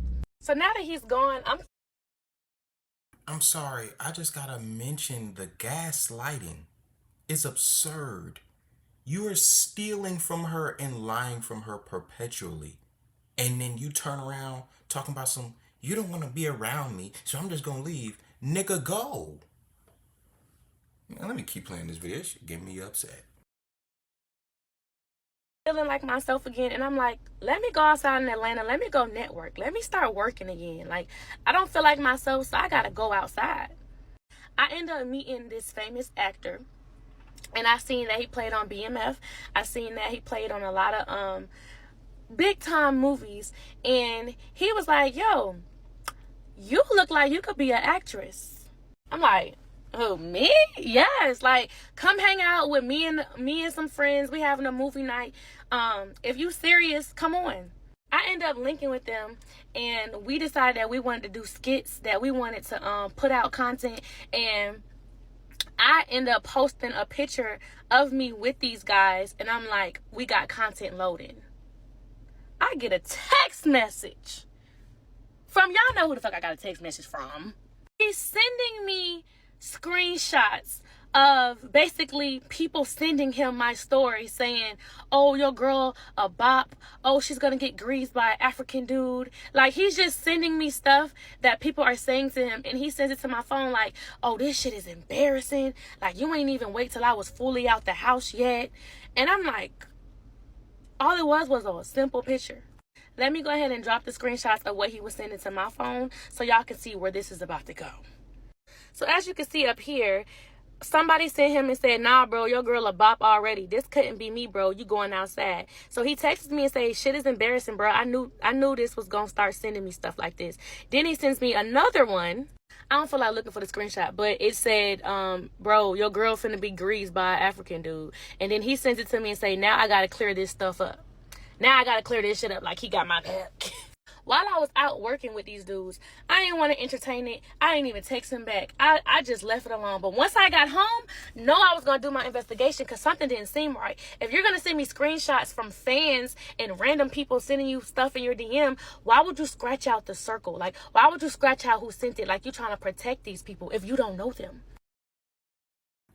He doing the same thing he did earlier where he was faking people names and then sending it to you, trying to gaslight you to feel bad. Man, please. I zoomed in to the little part, this right here. See, I'm an investigator. I zoomed in to see who the hell sent this. All I had to do was match this end part right here to my viewers. And I went through all thousands of them. Yes, I did. Now, I'm not going to reveal who it is, but I found who was in my viewers. And the person that I seen that was in my viewers was the same person who he said he didn't live with. Was the same person he was sitting right next to, because remember, he went to Florida. This is who he stayed with when he go to Florida. This person said this to you about me? Y'all, when I tell y'all I was putting 1 and 2 together, 2 and 3, 3 and 4, I was putting it all together. I was like, I just know this man didn't use this man's phone to text me and make up these things and saying other people is sending them. I just know he's not making fake pages, texting himself, and he responding to himself and sending it to me. Like, I know this man is not that crazy. He's that crazy. Why these people sending me this shit? You just don't look at it. Like, why did you even allow these random people? I don't know. So since when did trolls ever come back? Y'all, I came to him first to see if he was going to be honest with me and say who sent these messages to him, but he just refused to tell me the truth. Nobody said no shit like this to me about my girl. Nobody sent me nothing like this before. No shit like that. So who is sending you this? It's fans. fans. He is sticking to this lie, y'all. People, that's why when I told Trey, I said, how should I troll back? I was gonna troll back with the people. Because I know you ain't like that. You feel me? It just looks crazy. Oh, this is sick. I was so fed up that he continued to lie to me. Before I confronted him with the truth, I really was just fed up. So this is how the whole move out thing even came about. Come here. I want to make sure you bring you all when you get here. And I want you to get every single thing that you own, and I want you to get it out my house. Please. What the fuck? Oh, are you serious? I want every Dead ass single serious. thing. I don't care what it is. If you don't want it, cool. But I don't want to lay with you no more. I don't want to sleep with you no more. Anyway, I reached out to the person who I knew sent the messages to him. And I was like, what you say about me? Like, what's up? Like, what you have to say about me being a bob, how your girl would never. What girl do you have? So, yes, I confronted the dude. And he was so confused. He said, I don't even type like that. Why would I send that to him? He was so lost. Mind you, this was actually a cool dude. So I'm like, why would you say that about me? So he denied it until he finally admitted it. It's like, oh boy convinced him to say, yeah, tell her you sent those messages. Pause the screen and look at it. You can see how manipulative he is. Talking about he would never do nothing like that. But oh boy admitted to it, right? And while all this is going on, I'm having pregnancy symptoms, guys. Who the fuck did I move in with? Part 11. So the whole time he's in Florida, I'm still trying to work here in Atlanta. So I ended up catching a little gig with A&P or whatever. And I'm sending it to him like, hey, I got an opportunity to work with A&P. And he is not having it. He turned around and started saying, you must be linking with some dudes. Who invited you to do this? Like, literally just read what he said. He's a hater. Literally read what he's saying to me. Talking about show me who sent you the invite. Whoa, like he started getting so controlling and so angry because I got an opportunity to work with some big time YouTubers. So he started gaslighting me like, oh, I'm being loyal to you while you over here working around dudes and stuff. I'm like, loyal to me? Whoa, wait a minute. I let him know you are not my boyfriend. And remember, we split the rent. Remember that. Manipulation. Like, why would you say this? Why would you say that? Seriously? But I'm thinking I don't have to deal with him no more because he's in Florida. But of course, he finds his way back to Atlanta. He supposedly said that he bought us some Drewski tickets and that he wanted to come to see the Drewski show. I didn't want to go with him no more. So this is the messages of him basically trying to say, oh, I'm still coming. I'm coming for that. You told me you'll be back in October. I'm coming back for that. You know what I'm saying? I got something to wear and everything for Friday night. Still wanted to know if you'll come with me. I told him I did not want to go with him. I needed some space. Because like I said, around this time, I'm experiencing fucking pregnancy symptoms. And I am not telling him. I'm just hoping and praying that my period come. And I ain't tripping. So he started getting weird after the Drewski show. In Florida, he's just like, oh, no, I'm coming. I'm going by myself. I'm going with my homeboy. But then when he got here in Atlanta, he kept trying to force me to go. If you're going to dump me, can we at least go to the Drewski show? Then you can dump me. I'm getting the tickets. I still was standing on me not going. So then he started getting real creepy. And this is how you know people get crazy. People get stalkerish. And you got to like really watch your back. He sends me his location. He's like, just in case something happens to me. Just in case while I'm at this show, somebody can find me. I'm not responding. Why this man never even went to the show? I'm not going. I'm going to just watch the football games to be safe out there. So now I'm thinking maybe that was a lie too. Like he used the Drewski show to get back in. But anyways, now that we at the house or whatever, I'm letting him know like, yo, I missed my period. Nah, you straight. I ain't do that. Like, you not pregnant. But while he's staying at the house, he sees that I'm sleeping all day and he starts comparing me to his baby mama. Oh yeah, BM used to sleep all day when she was pregnant. At this point, he's tired of me saying that I feel like I'm pregnant and stuff. So he's like, let's go to CVS and let's get a test. I just want to prove to you that I didn't get you pregnant. Before I pee on the stick, we already had a conversation. If I was to be pregnant, we know we're not together. We know we're not going to work out. We know we're not for each other. And we beefing. So no, we're not trying to go through it. And he's like, yeah, you right. Like, I need to learn how to be a better dad to my daughter. I don't need to be carrying a whole nother child. All that stuff he kept saying, right? You got pregnant by him? You got pregnant by this nigga? So he wasn't good enough to be in a relationship with. Why the hell was he good enough to get your back blown? Let's keep going. Time to pee on that stick. This is the fastest I ever seen 2 lines in my life. I take it to him. He is so calm. He's just like, oh, you are pregnant. What do you mean? Oh, like, what do you mean? He was excited. Like, oh my God, I want to do it the right way this time. Like, it was just like, he knew what he did, what he did. I don't know. It's like he knew what he did. I'm like, oh no. No, we're not having no child. What? What are you talking about? I know we're not together now, but that doesn't mean we won't be together in 9 months. I started putting on my clothes. I'm going to go tell my mama. He like, why you finna go tell her? Don't go tell her nothing. Like, bro, why would you tell her? She not gonna like me. She gonna start looking at me wrong. I'm like, I'm finna go tell my mother.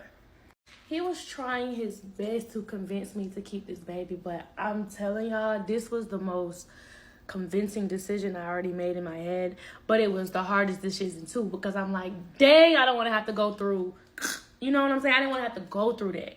He's thinking that we're going to get back together because there's 2 lines on that stick. Once he knew the baby wasn't going to bring us back together, he kind of hopped on the bandwagon of not going through with the pregnancy. He took his ass back to Florida. He left my ass, y'all. Then he texted me, hey, what we going to do about the baby situation? And I'm just going to drop the screenshot. I told him I was stuck between the two because I was. I didn't know how to really go through with the abortion. Like, I didn't. I don't think that's a good idea. I really was stuck in between the two, y'all. Like, I know I was like, I ain't want it, but like, dang, I really got to go through with an abortion. I ain't know how to feel about that. So at this point, I don't know if he's trying to guilt trip me or something, but remember when you called me a bitch? Remember when you called me that and I said I got an extra screenshot for that one? Oh. Sorry it even got to this point. I really hate to abort the one child I actually wanted. Oh. So we're just going to forget you got a whole child in this world and you basically saying you didn't want her? Oh my gosh. Woo! I got to go to that clinic ASAP. I do not agree with abortion. But goddamn, this story might be one of the most convincing arguments I've ever heard to get one. Goddamn. Rocky. I let him know I had already booked the appointment. You either coming or you're not coming, but I'm already on the way. So he actually comes back because I told him I had an appointment. He comes back to Atlanta for the day of the appointment. Alarm woke me up bright and early. He was like, do we really have to go? Can we do it another day? I'm like, hell no, get your ass up. Get your ass up. We going to that clinic. But while this is happening, I really am sad as hell. Like, I am so sad. Like, I'm damn near crying because I'm like, oh my God, I got to go to this damn clinic. You know how, women, y'all know how emotions be. Y'all, on the way to the clinic, he puts the camera this close to my face. And he's like, tell everybody where we're going. Yeah, tell everybody where we're going, you erderer. You erderer. He kept calling me that. Oh, she's ill in our baby. And yeah, like, we could turn around. It's not too late. We could turn around. Like, he at this point, he needs to be outside with the damn protesters. He is making me feel so bad on the way to the clinic. Like, I'm like, why do you have this camera in my face making me feel bad, calling me a erderer? You know what I'm saying? I don't know if I can say that on TikTok. I'm praying on the way to the clinic, like, God, give me a sign. If this is something that I need to be doing, this is something I don't need to be doing. Like, I'm literally praying because I really did not want to go through with the abortion. I just didn't want to have a baby by him. He didn't even help me pay for it, child. I go up there, swipe my card. Y'all, I lay down on the table. When I tell y'all, before I lay down on the table, I was like, God, please give me a sign. That lady put that little ultrasound in there and was like, we don't see nothing. I'm like, what you mean we don't see nothing? Because I didn't tell y'all we did go to the hospital and got a confirmed pregnancy. Like, after we did pee on the stick and stuff, we went to the hospital. It was confirmed. So they like, come back in like 3 days. Maybe the baby will show, but we can't go through the procedure if we don't see nothing. I called him like, come back and get me. They said I can't go through with it. He was like, what? Huh? They said you can't go through with it? Maybe that's a sign. Maybe we need to keep the baby. I'm like, no, maybe I need to come back in 3 days. Y'all, the next day I start seeing spots, like blood coming out, right? Oh, this is too much. My mom like, that's not normal. You might be having a miscarriage. So I let him know, like, yo, I'm bleeding. And he's like, oh, well, my baby mama used to bleed. It's normal. He's telling me his baby mama used to bleed while she was pregnant. Like, why you keep comparing me to your baby mama when I'm literally carrying your child right now? Later on that night, I'm bleeding so heavy, like heavy, and it's so painful, y'all. Like, I'm like in excruciating pain. And I'm like letting him know, like, bro, I think I'm literally having, like, I'm losing the baby right now. Like, he's still paying me no mind playing that damn game, eating McDonald's. I go to the bathroom, I sit down, and the toilet fills up with Kool-Aid, literally. So I'm calling his name, and he's like, I don't want to see that. Like, don't nobody want to see that. I'm like, bro, like, I need your help right now. I know this is God right now. God is like, I know you don't want to go through with the abortion, and I know you don't want to go through this pregnancy. Let this be a lesson learned. You are losing this child. Let this be a lesson. No, God was working through your dad, but we're going to get to that at the end of the video. Let's keep going. I go to my mom's house. I leave our house. I go to my mom's house, and my mama got me a heating pad. She got me hot tea. Like, she's there with me. Like, she's literally acting like my baby daddy. I go to the hospital in the morning. I don't even tell him. I go to the hospital. They confirm that I'm literally having a complete miscarriage, and he's like, why you didn't tell me? I don't want you near me. I don't want you around me. I want you to get up and I want you to get out, because this is a lesson learned. I'm so glad I didn't have this man baby. Once he found out that I actually had a miscarriage, he was like, if I could save the baby, I would, but I couldn't. If I could stop you from bleeding, I would, but I couldn't. I honestly don't know if this was him being sympathetic or this him gaslighting me. All I know is he had September 30th to be out of my house because I was completely done with him. But once he knew the day that he had to leave is when he started getting stalkerish, it's when he started getting crazy, and when he would not leave me the fuck alone. He started wondering if there was dudes going to be at the house, then talking about something. Just for that, I'm staying another night. Who the fuck did I move in with? Part 12. I'm going to try to wrap this up in one part. 10 minutes is really not long enough, but bear with me. Now that it was said and done that we was officially over and he was officially moving out the house, I confronted him about everything. The car, the money, the house, the dog, the little circle white things. And he admitted to it all. So I don't know why he's on this app acting like I'm telling lies when you admitted to all your lies. What did I lie about? I don't want to waste too much time on these screenshots, so pause the screen. He told me why he lied to me. And y'all, before he even admitted to everything, I confronted him in his face about the C8. I was like, I don't think that's your car, because if you needed a co-signer on this car and you don't have insurance on this car, how did you even get a C8? He was like, it's a strike or something. Like, it's a stolen car. I bought it off the street and it's hot, so I don't really drive it like that. So I'm like, hold on. You picked me up on our first date in a stolen vehicle? He knew that didn't sound right. So he finally admitted, okay, I don't know why I lied about the car. I had to throw that in there because I feel like he'll lie to the grave, literally. Now it's time to talk about the bills. Yes, you don't stay at my house no more. Yes, I'm kicking you out. But you told me from the beginning that you was going to pay up the lease and you didn't want to leave me with all the bills. That's what you told me. I knew that was a lie because I seen that you didn't really have the money like that. But he still was trying to put on his front, even when he is leaving my house, that he will pay the bills. Let me help you. That's almost going to be like $50,000. Let me be your financial crutch. You can go out, do your thing, even go on dates, but I refuse to let you blow all your money on this house. Hell no. I promise you, you won't even know I'm here. Like, oh, screenshot. Yes, I'm keeping in touch with him because, yes, he's living in Florida right now, but all his belongings is still at my house. I'm still going to give you money, and I'm not worried at all. You can link with 30 dudes, blah, blah, blah, blah, blah. Just keep still trying to throw fake money at me. So now we get on the subject of when are you going to get all of your things out of my house? To me, it seemed like he was refusing to leave the house, and he kept coming up with different lies and excuses of why he couldn't leave. I made sure I was putting it in black and white that you have until September 30th. If you don't have your stuff out of my house by September 30th, all your stuff will be gone, literally. But of course, he'll still make it about a boy. He loved talking about boys. Manipulation, he still think he got control. Bro, my stuff bothering you that bad? Yes, it's in my house. Get out. September 30th comes, and of course, he's nowhere to be found. So October 1st, he texts me, and he says they don't have a U-Haul in the size he need, so he need extra days. As you can see, he's just coming up with a whole bunch of lies and excuses of why he can't get all his stuff out of my house. I even sent him proof that it was U-Hauls available. Why are you still lying to me? Why are you doing the most? I haven't even been there. I don't care that you haven't been here. All your stuff is still here, which means you're still trying to find ways to get in. You're still trying to find ways to control me. And I don't like that. I really don't have long to put all the excuses and the lies that he kept making up of why he couldn't get his stuff. Just know he was supposed to be out September 30th. And it's now about October 10th, 11th, maybe. But then he comes to the house finally. And he comes with no U-Haul. I don't know whatever happened to the U-Haul he said he booked and he already got. But he comes in his Hellcat. And at this point, he's moving stuff into the garage. And I'm hearing him clink, clank, clink, clank throughout the house. We didn't even say 2 words to each other. But later on that night, I get a call from, hello, you have a collect call from an inmate in Atlanta City. We ain't even go through all that. Just know I had to bail him out. He always want to put, oh, she this, she evil. I bailed him out because nobody else could. I did. No license, no insurance, got locked up. No money on my card. I had to bail him out. Oh, this is just me, you know, paying $1,300 to the bail's bondman. Going to go sign the bond now. But I'm evil. I even let him stay at the house, y'all, when I bailed him out. For 3 days, because he had nowhere to go, I let him stay at the house in the guest room. At a house where he paid 0 bills.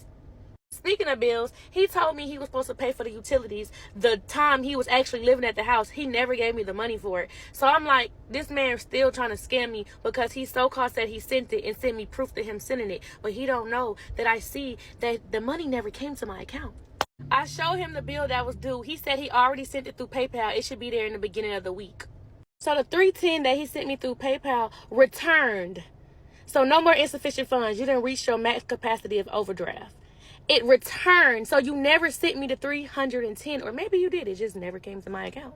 He's still trying to show me proof that the money came out of his account. No, sir. The money got returned back to you. Just more money that he still owed me. But let's move on to the next subject because I got to fit all this shit into 10 minutes. He finally moves everything out of the house, y'all. He's completely going out the house. So I'm thinking I'm completely done dealing with him. I'm completely done talking to him. There's nothing else me and him have to talk about unless it's him paying me rent.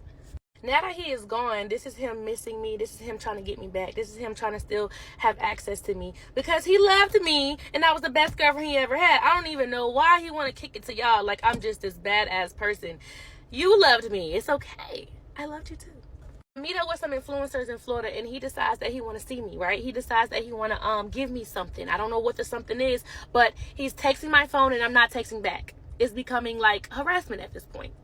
Look at the date too. This is October 18th, not too long ago. It's so weird not talking to you on the phone every day. I hate this. I really don't want to talk to no other. I don't see how this is so easy for you. I love you. Good night. Good morning. He sends me this. So like, I'm like, I look like a complete goofy. These was for you, but I don't even know. I'm embarrassed myself. Blah, blah, blah. Just take a look at it. So he wants to meet up with me to give me these roses. But I'm looking real close to the roses. And I'm like, wait a minute. Hold on. Some don't seem right. Are these not the same roses you gave your baby mama? Baby mama that you don't even know? So now I feel tried. Yeah, I do. So I told him I don't want them. Keep them. Do whatever you got to do with them. He was like, it's more money that come with it. It's to help you with the bills. Whatever. I don't want them. I'm in my feelings at this point because ain't no way you just tried to give me something that you gave. No. I stopped talking to him. I leave him alone. Y'all, why in the world do I get a text message from him? And he's like, who just connected to the internet at the house? Who do you have at the house? How do you know somebody is at my house? Then he texts, didn't they disconnected as soon as I sent you that message? That's weird. I was just trying to make sure you were aware somebody was trying. How do you even know somebody is at my house if I'm not there? So that was weird to me. Like, he did say he was going to continue to pay for the Wi-Fi because he set the Wi-Fi up. But I didn't know that he was going to be watching who connects to the Wi-Fi. That's weird. At this point, I just block him because this is getting out of hand. About 5 days later, mind you, I haven't heard from him or anything. Like, I'm like, all right, bet, we good. He's blocked. I don't hear from him. There's somebody at my Ring camera. They have a delivery from him. Oh, I almost said his name. Some flowers and like some edible arraignment fruits. I'm like, bro, no. Like, I'm really mad because it's like, you're doing all of this. You're trying to show all this effort. Like, you're sorry. You want me back and all that. But it's like, I still don't got no money for the rent. Leave me alone. Where y'all mama at? Down. So this is how I got back in contact with him because my mama wanted to put us on 3-way. because she confronted him and was like, yo, what's going on? You doing this the wrong way. Like, what's going on with you and my daughter? That's how my mama got involved. The three-way call did not go well. And at the end of the three-way call, I was like, look, are you going to help me with this rent or not? Because you said you were. Now you're saying you're not. Oh, no, I ain't finna help you with nothing. So I said, okay, bet. Since you want to do all of this and then you want to disrespect my parents because my parents got involved. He told me that my dad bleed like he bleed. Like, I thought that was a threat. You can even hear it in his diss track that he's disrespecting my mom. And my mom did so much for him. Like, my mom was literally a mom to him. Like, she's hurt like I'm hurt because he fooled both of us. But I told him that I was going to go tell my story on the internet because at this point, it's getting crazy. It's getting wild. You don't want to pay me. You don't want to do what you said do. You want to still be around. But I don't know. It just got to the point where I said, I'm going to tell my story. He sent this to my mom and said as soon as she get on live and start telling my business, as soon as she goes to the internet, he's going to sue me for defamation of character and he's going to go to the police. Police ass motherfucker. I still decided to go tell my story. Who the fuck did I move in with? And while I'm telling my story, of course, he puts out a diss track about me or whatever. After the diss tracks, we get in contact with each other, which is true. He tells me that he's suing me. He's taking me to court. I need to get my money up for my lawyers because it's going down. He like, keep the parts coming because the more parts you post, the more me and my lawyer can work with. Make sure you get a lawyer. Like, I'm talking about he's so big on taking me to the police. So he texts my phone, he DMs me on Instagram, and he hits me up on TikTok, and he sends me this message right here. My lawyer reached out to you through email. Do you have an attorney so he can speak directly with them and not you? He sends me the cease and desist letter, and he tells me we can keep it out of court. I'm asking you nicely. Then he sends me this, you think it ain't gonna be no consequences and repercussions? You'll see soon. I'm a little scared. So I check my email to see what lawyer hit me up. Let me drop the email that the lawyer sent me. The lawyer sent me. So his lawyer, Freddie Notch, ends up hitting me up, and this is the email he sends me. So I'm like, Freddie Notch, that's the same name I remember she had told me that he used to get the house. Like, he had made a fake ID and everything with Freddie Notch on it. Oh my God. Actually, my friend did the research for me. Take a good look at this picture from Freddie Notch. I searched up lawyer in Google. This picture popped up. This lawyer name is Anad K. I'm on here. The way TikTok just played with my feelings and my emotions, lying to me, manipulating me, making me feel like this gonna happen, but something else happened, made me just think about who the fuck did I move in with?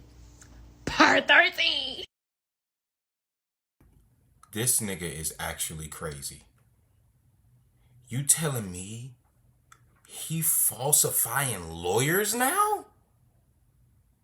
What? The last thing I told y'all is he impersonated a lawyer. I know I left y'all on a cliffhanger like, bitch, you can't end the story like that. But look, if a motherfucker is willing to impersonate a lawyer, he's willing to do anything. And no, this ain't no PR stunt. This ain't just for entertainment. This really my real life. So I was like, you know what? I'm off the shit. But the motherfucker didn't stop. So I guess I'm gonna give y'all what y'all been wanting. Let's get into the story. He texts my phone at 9:34 p.m. and says, my lawyer reached out to you through email. Do you even have an attorney so he can speak with them and not you? So I'm like, hold on. This is serious. I open my email and I see I have an email from a Freddie Notch lawyer at 9:28 p.m. And I'm like, damn, these lawyers ain't got respect. They don't got office hours or some shit. But then I'm reading the email and I'm like, something ain't motherfucking right. Because what lawyer used AKA? 9:28 p.m., 9:34 p.m. It's no way you sat there and typed up that fake ass email, made that fake ass account, emailed me like you was a real lawyer, then waited 5 minutes to tell me, hey, my lawyer reached out to you. Ain't no lawyer about to sit here and call you and say, hey, mister, I emailed her. Can you let her know that I emailed her? Whole time you in my email telling me that you don't need to have no contact and stop speaking on this man, but he gonna call you and say, hey, hit the girl up and tell her I emailed her. This shit is just crazy. It just got really crazy for me, but it didn't stop there. Who the fuck did I move in with? Part 13. At the time, I wasn't thinking. I was being very professional, and I emailed the lawyer back. If you could pause the screen and see what I said, that's how you come correct. I never got a response to this day. I still haven't got a response. So I'm off the story. I dropped part 12, and I'm like, I'm done with this. It's getting overwhelming, but the world ain't done. The world want to know more. So they go to his page. They finding out who he is. They on his comments. They on his live. They is on his ass bad. Everybody's asking about the lawyer, because I guess that's where I left the story off of. And he sits here and says... He's on his live and he like, oh, trust me, she's getting a cease and desist letter. She's getting it to her address. So all the time she likes to open people's mail, she better open that mail. I never opened your mail, sir. Don't be spreading false information like that about me. My parents ends up getting in contact with him. A lot of people want to know, what happened to your dad? What did your dad say? What did your mom say? They called his phone, right? So I'm thinking it's over. I stopped the videos. No. My dad done heard the diss track about his wife. I told y'all. Her father told, this is why it's important to have a father in your life.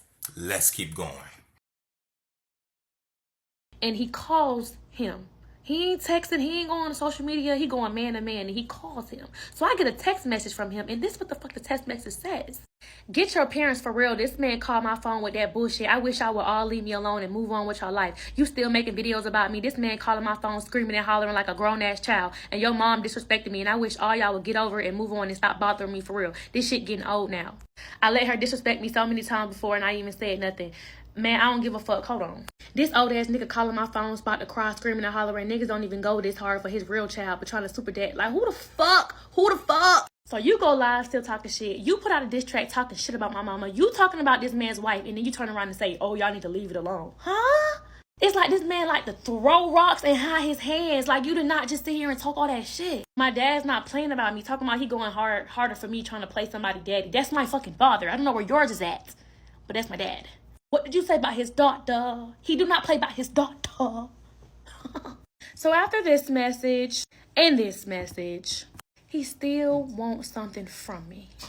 I done went ghost. I done went dark on the internet for this. Who the fuck did I move in with? I haven't said nothing. But he texts my phone. He's asking me about a plaque that he sent to my house. He sent a plaque to my house.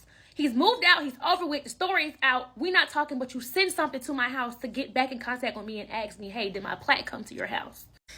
He didn't get a response from me, so now he wants to argue with me. Still no response. So now I guess the next day he's like, I could pay to break the lease. Like, I don't know. Now he's still trying to throw that money in my face, y'all. He back at it. It's like he can't help it. He want me to stop telling the story, but now I'm stopping contacting him. He's going crazy. So I tell him I'm done telling my traumatizing story. Like, you ain't got to worry about me. He say, F you. Oh my God. But you want something from me. Randomly, he sends me this message, pause the screen. It's like it's eating him up that I'm not talking about him no more. It's like the who the fuck did I move in series with was like traumatizing him, and he was mad about it, but it was keeping him going. So he keeps fucking with me. So I said he's bothered as fuck. Of course you're unbothered. Everybody hyping you up. No, bitch, I'm unbothered because I'm unfucking bothered. So people gonna ask, why didn't I just block him? Listen, I was going to block him, but then I received this big ass fucking box at my door with his name on it, and I'm trying to figure out who shit is this. I done got a big ass plaque to my door, literally the size of me, and I'm trying to figure out who shit this is. The fucking badass jit. Oh! So he's texting me, can I come get it? No you cannot. Well, can my friend meet you with it? No he cannot. Bro, Kia, why you acting like this? Can you please just give me my shit, bro? Are you serious? I said, I'm not going to damage your stuff. I'm not going to do nothing with it. But we not going to do what you want me to do, because now you're still going. You're still trying to manipulate me, and you're still trying to control me. It's like, okay, bet. You're done with the story time. You're done with me. But I'm going to send something to your door, and we're going to have to contact each other some way, somehow. This is another screenshot I just found in my phone of him disrespecting my parents and asking why you didn't defend me when they disrespected me. Motherfucker, them my parents. I don't know how it is in your household, but them my parents. But back to the plaque. This is him basically begging for the plaque. I need that. SP gonna come get it. Good morning. You promised. Like, is it big? Is it a good side? Come on, kid. Like, he's so for real about this plaque. And I'm literally letting him know. As you can see, pause the screen and see. We not doing it how you want to do it. We meeting on my terms. I really don't even want to give this shit to you. I really want to throw this shit back in the street and just hope somebody come grab it. So at this time, I'm basically just telling him, look, when I find time to give it to you or send it off, I'll let you know. I don't want to really spend no more money trying to send this off to you. Why can't I return to sender? It was just too much about this fucking plaque, right? This girl, I forgot her name. Let me go look. Hold on. This girl covers my story, and she does a great job at covering the whole entire story. He sends it to me, but before he sends it to me, why you gotta be so quick to be in a nigga face when you got a relationship? I told y'all he like to talk about boys. I told y'all. It be him, it don't be me. Look what he says about this sweet girl. Like, all she did, I think her name was Bethel. Yeah, she literally just covered my story like content creators do. And he start talking to her crazy, talking about I know you had something to do with this. You made her do this. What? So now I'm just literally contemplating. I'm over here on live asking people, y'all, what do I do about this plaque? I send him the plaque, y'all. As soon as I send him the plaque. This man do a whole video talking about how he the king of the streets and the king of the city and he got a play. I'm like, oh my God, no way I just contributed to this bullshit. Then he gets to trolling. Trolling bad. You want to say I'm getting clout off of this story, but look, what are you doing? This shit is really just sad. But everything about him is fake, so I don't know. But I do know he sold his catalog, so it might be real. But I know I'm still paying for this rent by myself. I know that for sure. So no contact, no nothing between each other, but I know he's still watching me on social media because I still see him in my views. But then the story started back trending.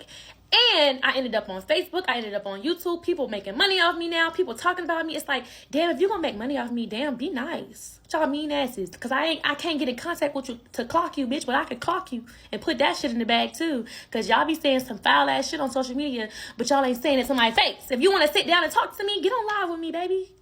What's that?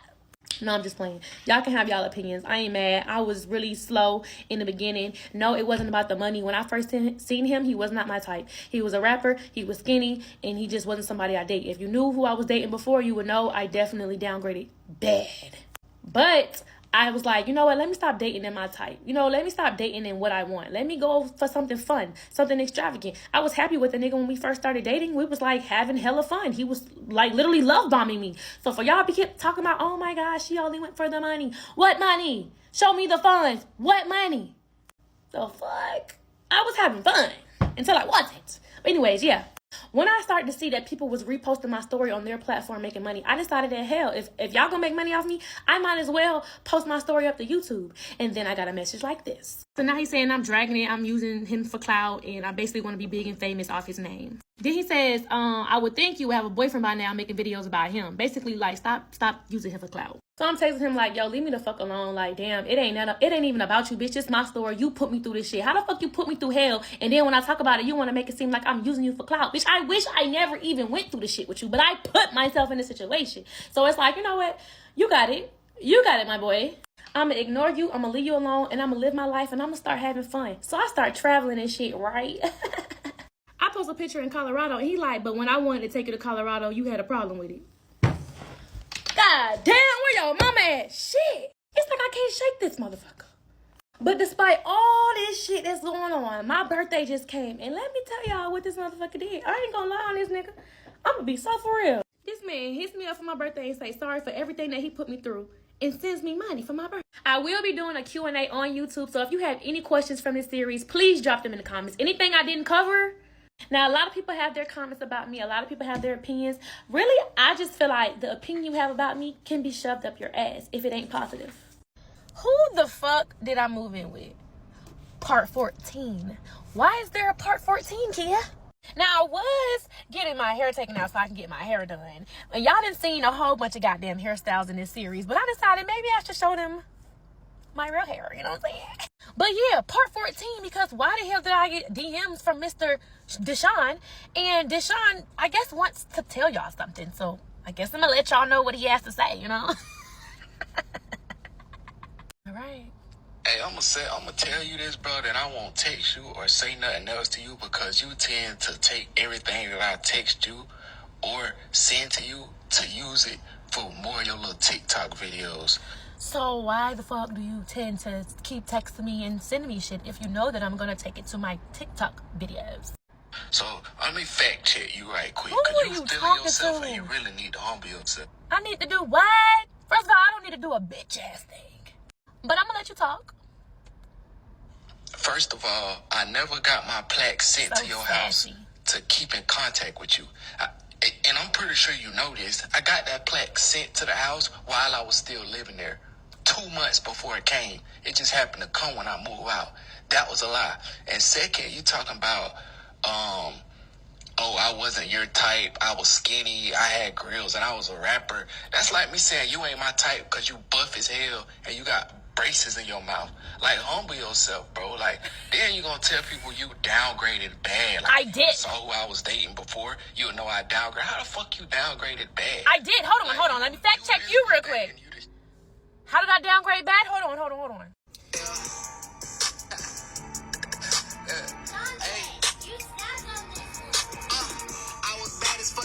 So that's you. And then there was, and then there was, and then there was, You know, I'm just not trying to do too much, you know what I'm saying? Because he ain't got nothing to do with this right now. But I did downgrade. Where did I lie? Like, if you would have saw who I was dating before, you would know I downgrade. How the fuck you downgraded bad? Like, you really be thinking you the shit, but I done had females look better than you, and I ain't even sitting up here bragging about, talk about I downgraded. What the fuck? Why do people do this? I really think I hurt his feelings. Sorry. I didn't really mean to hurt your feelings. I did downgrade, though. But he wasn't done. He wasn't done. So go ahead, talk your big one. Like, you gotta chill. You need to humble yourself, because to be honest, you weren't my type either. You do too much on TikTok. You was too much into the internet. I always told you I don't like females who always on the internet, and you was fucking built damn near like a man. Like, I didn't, you feel me? That shit wasn't really my type. I've never dated a girl built and cut up like a dude. But I took it into, I didn't care because I genuinely liked you. You feel me? So you... Okay, hold on. So you basically said I wasn't your type because I was bigger than you. You know what I'm saying? Because when I laid on your chest, it felt like I was laying on a front porch. You know what I'm saying? When I was cuddling with you, I really felt like I was being hugged by a bag of bones. So I understand when you mean like your type wasn't somebody who was built like I was. You know what I'm saying? Like, I know I got a little, like, I'm cut. You know, I got a little shoulders on me. I got a little track body on me. I'm sorry. I'm sorry it was a little too much for you. And saying that I wasn't your type because of social media, you really watched me on social media. You stalked me on social media. So to say that I wasn't your type when that was the platform you literally was stalking me on before you DM me is a little weird, baby. But I'm gonna let you keep talking your shit. Go ahead, talk your big one. Feel me? So you really need to chill, humble yourself, because I done had bitches look just as good as you, if not better. And you talking about you downgraded, bro. It was the downgrade. All the nigga had was weight. He was just big. Like, that. Like, come on, bro. Like, you still doing this shit. You still on the internet clout chasing for attention, likes, and views. Like, you gotta grow up, find something organically to build your fan base off of, and stop doing it off drama. Okay. I'm sorry, Father. I'm gonna do better. So he says I'm clout chasing, as if he is somebody to clout chase off of.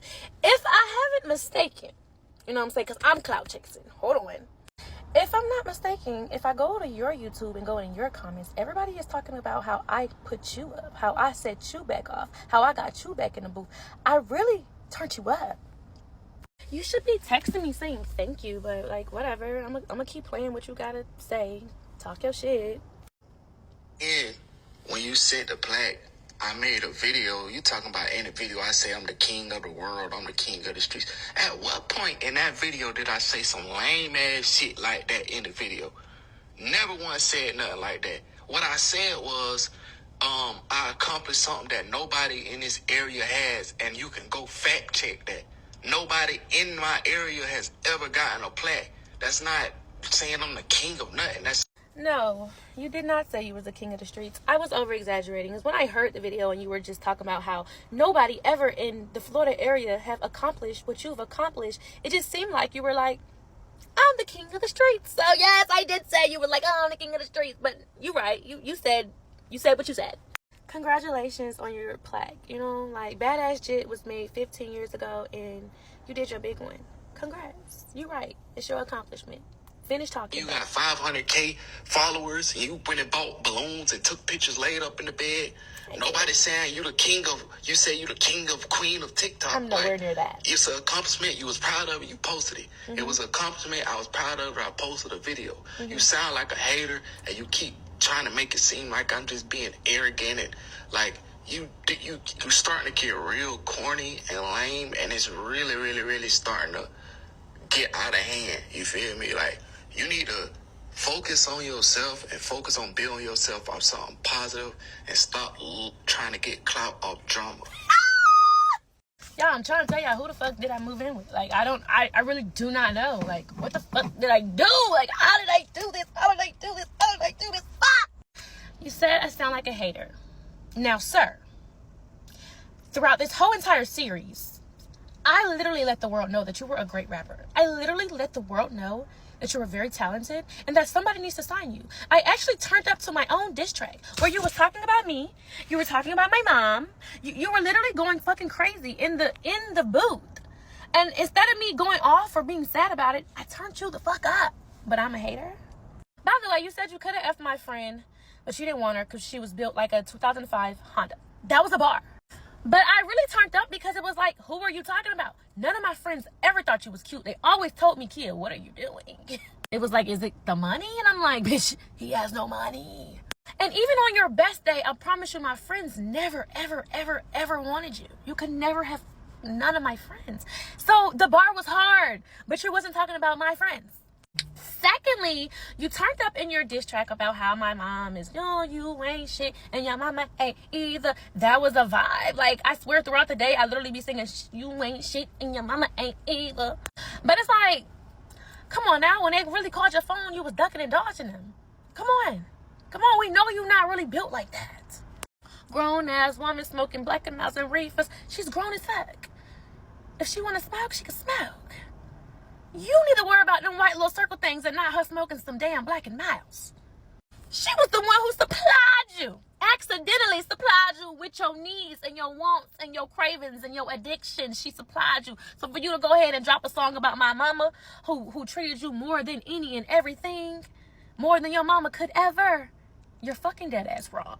But anyways, now, I'm officially done with this series. I really could keep going and going and going and going and going. And people that say, oh, she still loves him. Oh, she's doing this for likes, comments, and subscribers and all of this shit. Bitch, I'm a content creator. Yes, the fuck I am. You bitches want more? I give you more. You bitches want to hear things? I give you the things you want to hear. Now, for anybody who feel like I still want him, we still in love, we doing this for PR stunt, drown in bleach. Now, since I have told my story, I actually have empowered a lot of women. There's so many people in my DMs, so many people in my comments, and so many people that actually say, girl, thank you for telling your story. You are a strong woman. I am empowering women, and that's exactly what I want to do. That's how I want to use my platform to empower women. And sadly, this Who the Fuck Did I Move In series actually wakes up a lot of women.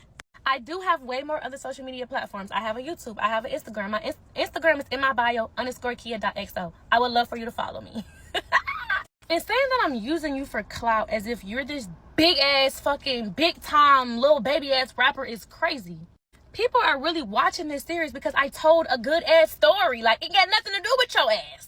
Shit. And do your research. I'm doing big things with my life, y'all. I just did a lot of shit, accomplishing a lot of things. I don't gotta really go into detail, but I'm way more than who the fuck did I move in with. This just is a part of my story. So guys, this story not only was extremely long, but it was extremely exhausting to keep up with because we are dealing with a grade A tier 1 pathological liar. He is addicted to lying. He lied all the way throughout this entire story. He lied on so many parts. I don't even have notes to take down to go over, but honestly, you can go back through this video and see. He lied through his teeth about everything. And I do have to hold her accountable because she saw the red flags and stayed with him long before it got as bad as it did. Long before. She saw lies and said she just basically kept them to herself in the very beginning. So yeah, she has to take accountability, and she has throughout the video. I'll give her some grace. She has taken accountability, but this is why it's important to have a father. You see how earlier in the video, her father noted that he is not a good man to deal with? When the father was in the hospital and the mother and her brought him to the house, you see how the father already knew? It's that male intuition. You know how women have women's intuition? Men have men's intuition. Pay attention to it. This is absolutely absurd. And the fact that she got pregnant, by this nigga, bruh, are you crazy? Are you crazy? But thank you for tuning into this Clocked Out Conversation. Please, for the love of Jesus, go in the comment section and tell me what you think about this story. Do you think that he was justified in doing what he did in some kind of way that I just completely wouldn't be able to understand or relate to?